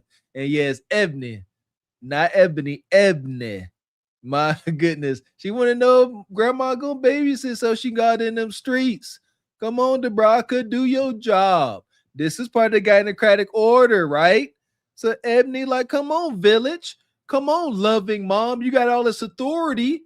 Now watch your kids. And DeBrocca like, no, I might want to go out too, on God. What Mistake said, that grinds my gears. Folks that say, you know, on God, and Dean and AB always saying, I ain't gonna lie. Why do you have to throw that disclaimer? If you don't give that disclaimer, should I expect you to lie? That's what I think. I ain't say all that. I ain't say all that because I just had them. I got something to do for real. What you got? I'm not going out. On God, I'm not going out. What you got to do? I can't say all that on here. What you got to do? I'ma call you and tell you when we get out. What late doing? Who got her? Danny. I can't say all that on here. Okay, don't. But ain't nobody got her. She with me. Mm-hmm. But we ain't in Birmingham though. You ain't. I know. When y'all coming back this way? Handling business. Probably Wednesday. Wednesday. That's next week. I know. Got stuff to do. That's what's up. I'm gonna be preparing to pack. Mm-hmm. Diamond up here talking too much on his live stream. And Ebony, you see, she getting pissed off. Ebony don't react too much. You see, she just side-eyed and rolled down because allegedly Ebony getting evicted. And Dime just, oh, well, you gonna have to pack. She ain't mean to say that. And then she's saying, where the baby at? Is the baby with, whatever name she said? And Ebony like, don't say that. Because it's some other guy. They don't know who the baby daddy is. That's what part of the post said. So the kid can be with some guy. And Ebony like, you saying too many names. I said, this is Charles' baby, and you asking is the baby with Dwayne. Why you saying names on the live stream, mama? All right. And why you up here talking about I got a pack when people are already saying I'm getting evicted? You connecting dots up here. And look at the rock acting like she had a slip. She, oops, sorry. That'd be on purpose. Yeah, DeBrocca, see, Ebony, then put DeBrocca, pressure on DeBrocca to watch her grandkids. DeBrocca ain't like that. She said, I just got done watching them. Y'all know this is very tense. This is extremely tense. And now, now she said you should be packing. Oops, look at Ebony. Ebony, all secretive. Man, a woman is secretive. Do I need to say anything else? Just secrets. I can't say. I'll call you later. A woman with secrets is the devil. And I would say these ain't secrets. She outside making plays. So she are doing illegal activity. There's a man in the other seat. Like she said, we out of town. We doing this. We'll be back next week. So she doing whatever she doing with Nug Nug, and they making plays. That's what she mean. That's what I want to touch on. So that's what she mean by handling business. She said, I'm handling business. I'm handling business. I'm in the bind, and I got the Kudaka of business.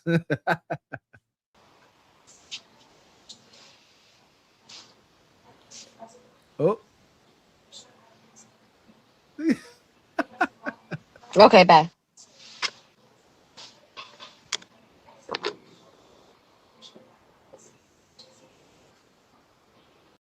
A few moments later.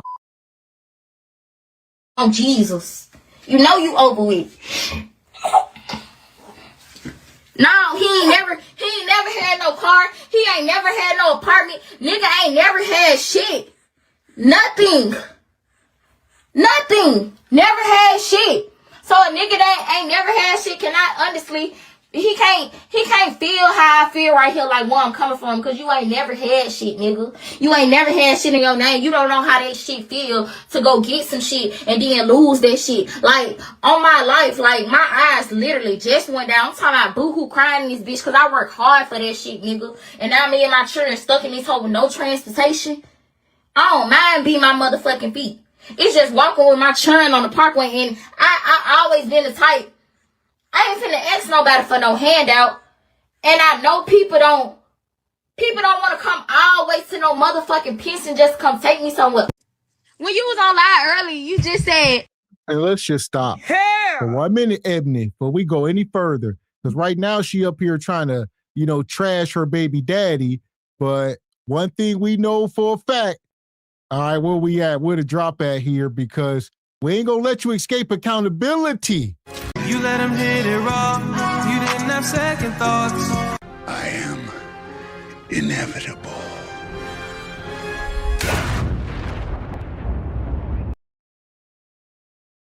That's it.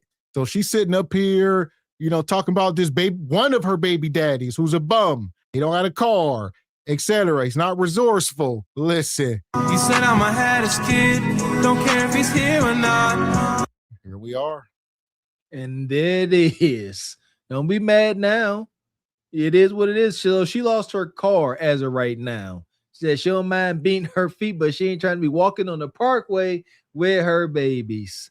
Most unfortunate, but y'all, again, playing and joking and playing. All of these horrific instances, getting your car repo, getting evicted, can be stopped, can be avoided. But guess what? You got to tell yourself no when it comes time to go into the club on the weekends. Maybe it's time to eat a little bit of cereal with no milk. Y'all be laughing, but it may be that time. Time to make some real sacrifices and neglect the things that you want for the things that you need, like rent, water, and lights. So here we go. I think this is her with her baby daddy's mom, I believe. Oh, boy. when you was on live earlier, you just said, I'm too grown for this. I ain't going that line no more. I'm in here cooking. I get a text message. Jada mama on kick. Who cares? For what? Who cares? Get out of here. Get out of here. 2K inbox me and ask me. 2K, why'd you being messy? The fuck? Anyways, what y'all need to know? Then why you keep telling me so I dropped $700 on the car? You know I did not do that. Girl, you paid $700, then you had to pay the rest. Jamie already told you. No, we had to pay $1,000. They told me to pay $700 there and come back 2 days later and pay the rest. But I put $1,000 and I got the receipts. Hold on. Okay, and your point, what you want? What you here for? Hold on. Because you lying on here. I don't have to lie. You want to be lying. Tell these folks how draining your ass is. That's what the fuck I want you to do. So your son just a saint? Y'all got what? It's 8:54. So your son is just a saint? This a woman-to-woman conversation. She talking to you. Just a saint? I know. We don't need to have no woman-to-woman conversation. So your son he is just a saint? Me first. So he just a saint? He gets to take me first. No, plenty times you done call. Hell. This 2K, this dude messy as hell, but we here for it. Listen, this woman, whoever the new baby daddy is, this mama, if you don't go sit your dust ass down somewhere, like Diamond and Ebony is dusty, we know. Your your son is her sixth baby daddy. Like, no excuses. We know who this ninja is. He's some YN that's dusty. We done seen him. So it is what it is. And he most likely still living with his mama. She up here taking up for him and all this. Yeah, you Ebony's sixth baby daddy. I ain't got to see you. I ain't got to see you. I ain't got to see nothing. I ain't got to know nothing. I done heard your mama. I done seen Ebony. You ain't worth a wooden nickel cracked in half. How many bitches in the messages that I seen? And what how are you many saying? times have you called me bitches, Evans? Come on now, let's be real. Okay, so what you mad for then? What you mad for? That's what I'm trying to see. Oh, I'm not mad. I'm real happy. She your elder, Why do Ebony. you have your 9 followers? You said Why what? do you have your 9 followers? She your elder. He never called your mama a bitch. Supposed to check me. Ain't nobody finna Yes, check he me about a did. fuck thing. He didn't tell her she was a bitch to her. Now he might have said it under his breath, but he never called your mama and said she a bitch. You wrong for that, Ebony.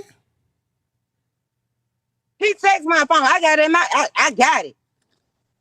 But that shit don't fade me.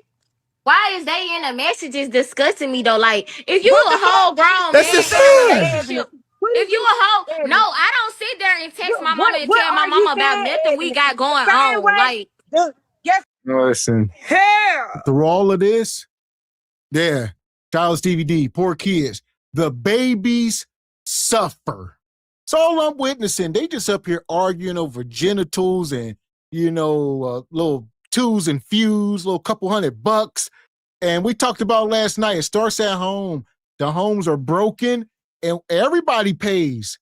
Like Diamond and Ebony, that's 12 kids out in the world. And these is broken kids that's trying to project pain on other people, i.e. Ebony.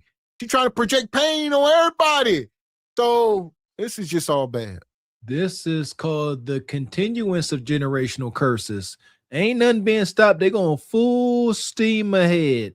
And these babies are absorbing this. They in the room. They absorbing this. They are learning improper conflict resolution. This ain't even improper. It ain't resolving the daggone thing. They learning how to yell to try to make a point. They learning how to overtalk. These are learned characteristics, and they are learning. And this is how you get continued dysfunction. It don't stop continuing these curses. So are we calling it out? This is not okay. F them. They adults. Their story has been told for the most part, living like this. But the kids, maybe there's still hope. Wait, guess what? The same way you be discussing him with your bitch ass friends and these internet blogs and all that. oh shit, why the fuck y'all do friends, that's understandable. But your mama, come on now. Why the fuck do you? Is you put him in your relationship? No. Why do you have he to a do? whole grown ass man with 2 children, like probably 3. I heard he got 1 more on the way. Who gives a fuck? Hell, why you here then, mama? Why are you here if you don't give a fin nuck? All right, Ebony's so messy. He got 2 children. I can't stand you country ninjas. Ebony need to just go meet up with JP for president, and y'all need to launch a YouTube channel and, do in real life streaming just all day long. That'd be classic. But nonetheless, she like, your son got another kid on the way. Mama said, who cares? Why are you here arguing? You should care. We ain't gonna let that slide. How do you announce the pending birth of a child and the parental figures, the grandma's sentiment is, who gives a rat's patootie? Who cares? This is how they treat the kids. This is why her son is Ebony's 6th baby daddy, because they don't care what they kids do. We grew up like that. In the hood, you literally, son, one day, there's no announcement. You just figured out you have been released to the world. Parental figures stop communicating with you so much, and you just like, oh, I'm just out here. For the guys, I've always say this: you can experience your agoge and make it through, but for these young sisters, the statistics are terrible. They ain't making it. We got to do better. Put him problem to in do your what you gotta relationship? do. No. Why do you have He to a do? whole grown ass man with 2 children, like probably 3. I heard he got one more on the way. With Who gives a fuck? with 3 I ain't got kids. that motherfucker. Why is you in his business? Like he grown as fuck. Hold on. First of all, Ebony, when my son come to me about some real ass shit, what mother would not tell their child? That's what I'm trying to get you to understand. You acting like you ain't got motherfucking children, and when your children grow up and have relationship problems, they ain't gonna come to you. Make this shit make Then sense, y'all man. on the messages You ain't talking gonna about some tell me take shit. the car Like and you, just I leave don't her give a there, fuck. I don't give a knowing that fuck. I I don't put give a my fuck. money down for that car. Y'all wasn't gonna give me my. There we go. Hell. That's one thing I will agree with the mama with. She said, Ebony, your kids is babies. Soon you will be in my position. You're going to be sitting in a car somewhere in a dark parking lot with a bonnet on your head, arguing with one of your kids' baby mamas or something. You will be here one day. You're just too young for this experience. Just wait on it. They fighting over a car. I was trying to get the context. So this car, this is the part of the hood I resent and I hate it. In impoverished situations, sometimes car is God. The car, the automobile, it get ran to the ground.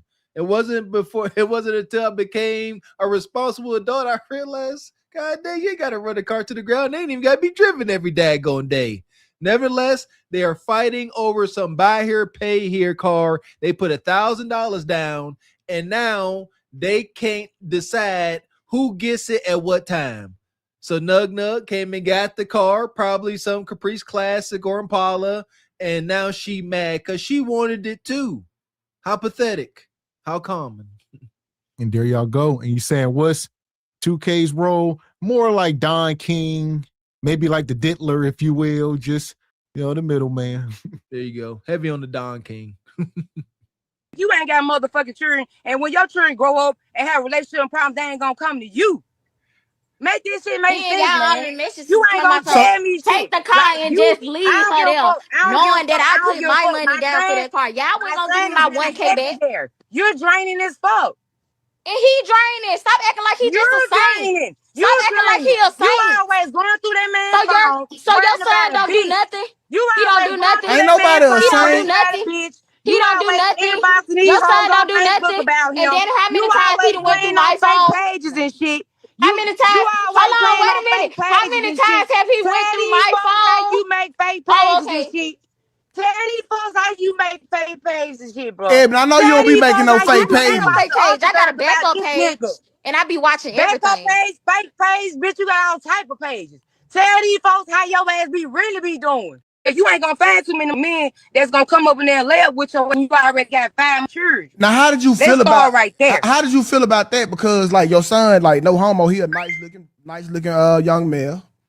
And then so And he he just turned 23 last Saturday. so how did you feel about him dragging Ebony through the door with 5 kids from 5 other people? Listen, I had already asked him, did he know what he was getting himself into? But the heart can't help who the heart can't help who it love. That's a But see, fact. my thing is Jalen didn't know nothing about Ebony. I had already knew about Ebony in the situation from, her mama always gonna lie from years ago.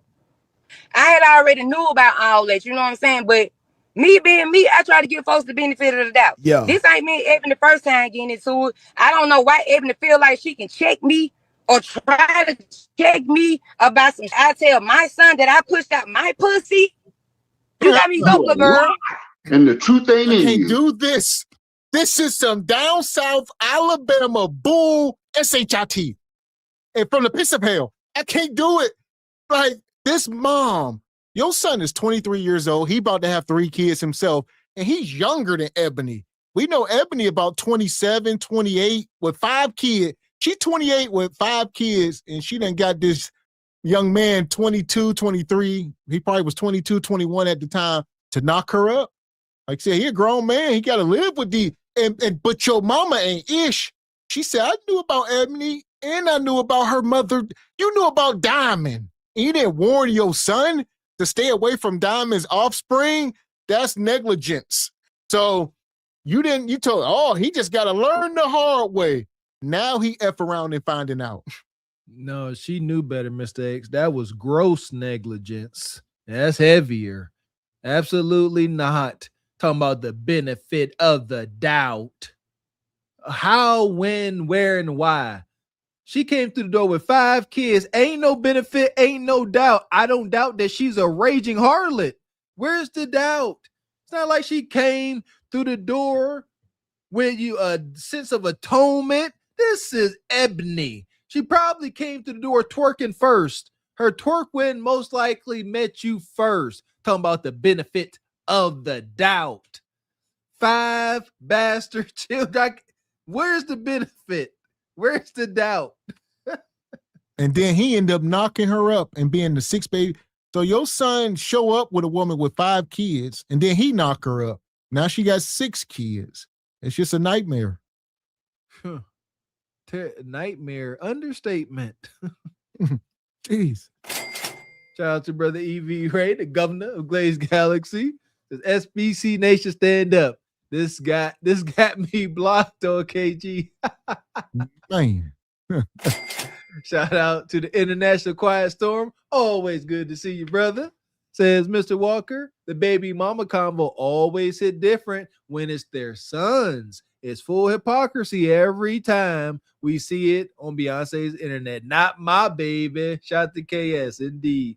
Man. And here we go. As y'all see, Ebony's still up in here. She still got some degree of hood fitness, which is egregious because ain't no telling what it smell like. But Nug Nug don't care. He be drunk half the time and on perkies. But you would expect Ebony to be, 400 pounds. Nope.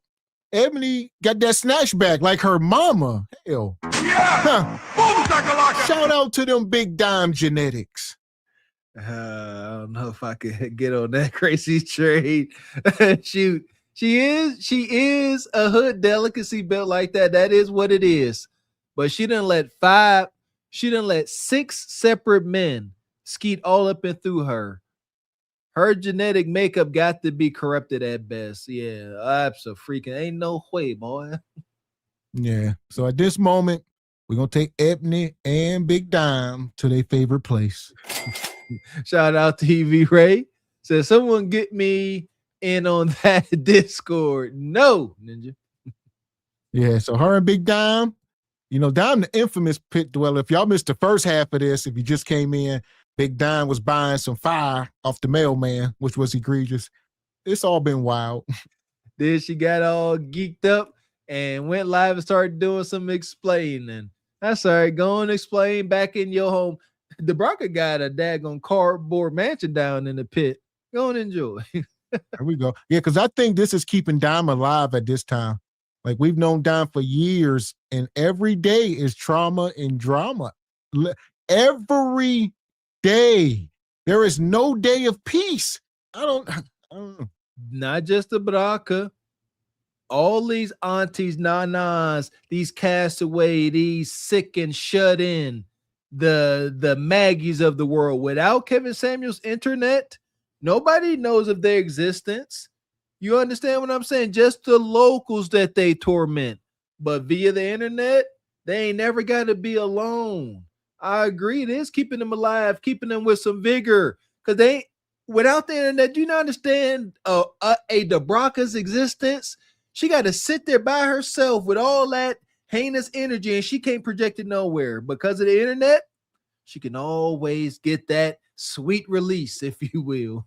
Every time. Madness. Fuck is you talking about? This is Sparta! You got to know when to hold 'em, know when to fold 'em, know when to walk away, know when to hide. You gotta count your blessings. You're sitting at the table. You hear me? Ooh, child, things will get brighter. Oh, the saga that is Debraka and Ebony. And it's always more characters coming in. Shout out to Mr. X for always putting it on display. How long, huh? Shout out to the chat. I'll be seeing y'all continue saying that, such a small world. How long before Debraka and Mucho wind up on the screen together? Huh? Do you dare imagine? Can you handle that degree of madness? I don't know if I can, but I'll watch. Shout out to Brother EV. Says now Leon's passed on. It's Dime's layer. Now, absolutely not. Forever Leon's layer. Long live the king, EV. There you go. You're tripping. So yeah, shout out to y'all, all the channel members in the chat. As y'all know, we got the Leon King emojis. So rest in peace to brother Leon, the layer forever. Rest, yeah, daggone right, EV. Rest in power to the unhinged king, King Leon. So here we are, folks. We done made our way through this show tonight. All right, we've been talking about winter is now, and Ebony just stamped it. Winter is now, and single hyenas must suffer alone, but not really. It's not alone. The babies is there. So but it's unfortunate. Everybody can't make it. Every day go by, I gotta, reconcile with that, because it's the babies. We always gonna look out for them, but yeah, I gotta really start. My brain's like, yeah, look, they attached to Bonquisha. They attached to Ebony. Ain't nothing we can do. There, we acknowledge there's gonna be casualties, but those young, them tender baby casualties, those are the ones that sounding the alarm. It doesn't numb that. Them falling victim to these circumstances, bought on by loud and proud single moms by choice. Yeah, I agree. That was a misconception I had. I thought sounding this alarm once, 1-year-old kids get deleted in Walmart parking lots, I thought us doing this part would make it easy, but it don't. However, seeing grown adults go ahead and become dust in the wind, yeah, that is what it is. But we're going to continue to sound the alarm, and we appreciate y'all rocking with us, sounding the alarm as well. Make sure you guys are supporting your interests, supporting your media, supporting your channel, as y'all always do. Shout out to last night's show. Y'all came through in grand fashion, and we appreciate y'all doing it. Hitting that super chat, hitting that cash app, gifting those memberships. Can't thank you, Jive Chickens, enough. Thank you, and thank you. That part. And if you missed last night's Regal Rumble, make sure you head over to the Carpet for the Horse channel. We were cooking up last night. Shout out to Sister Ebony come through. And it was a crazy show, talking about fake teachers and some more stuff. I've almost forgotten about the fake teacher, brother. Asterisk. But it starts at home was the main message, and that's going to always be the message. That is the root of these problems, and it's easier said than done. We talked about homeschooling yesterday. Shout out to the Regal Rumble, man. We got into it. Shout out to the replay gang. Make sure y'all go check it out. That part. So make sure you guys hit the like button and the subscribe button on your way out. We'll see y'all back up here Tuesday night for more SBC Madness. We'll be back Wednesday for some Truth Over Lies. So y'all know next week gonna be jam-packed. Y'all know how it goes. Make sure your notifications are on. Make sure double check, triple check. Make sure you are subscribed, as the shadow ban very much is a real thing. And make sure you join the Patreon. As we say, always dropping little content in there, dang near every day. Shout out to the brother Stu P's coming through with his accountability check. Shout out to everybody contributing to the Patreon. It's dope, man. It's like it's a group chat pretty much. Too dope, man. Make sure y'all join today. As we say, today's Patreon prices is not tomorrow's Patreon prices. Shout out to the lovely Sister Darkstar coming through like she do, coming through with some jewels. Appreciate you, Sister Darkstar. So we'll see y'all back up here next week. Make sure you hit the like button if you have not. All right. Until then, I am Gavin X. I am Mr. Walker. And we are Carpet for the Horse Productions. A good evening. What they ain't wanna hear, but it was real. With accountability, where that, we just try to build, not tear down the path. Hit that like button, subscribe. Don't front, cash out, support the show, super chat. Let it flow, SBC Nation, we see y'all. Call for the horse, stand tall. Digital vibe, single by choice.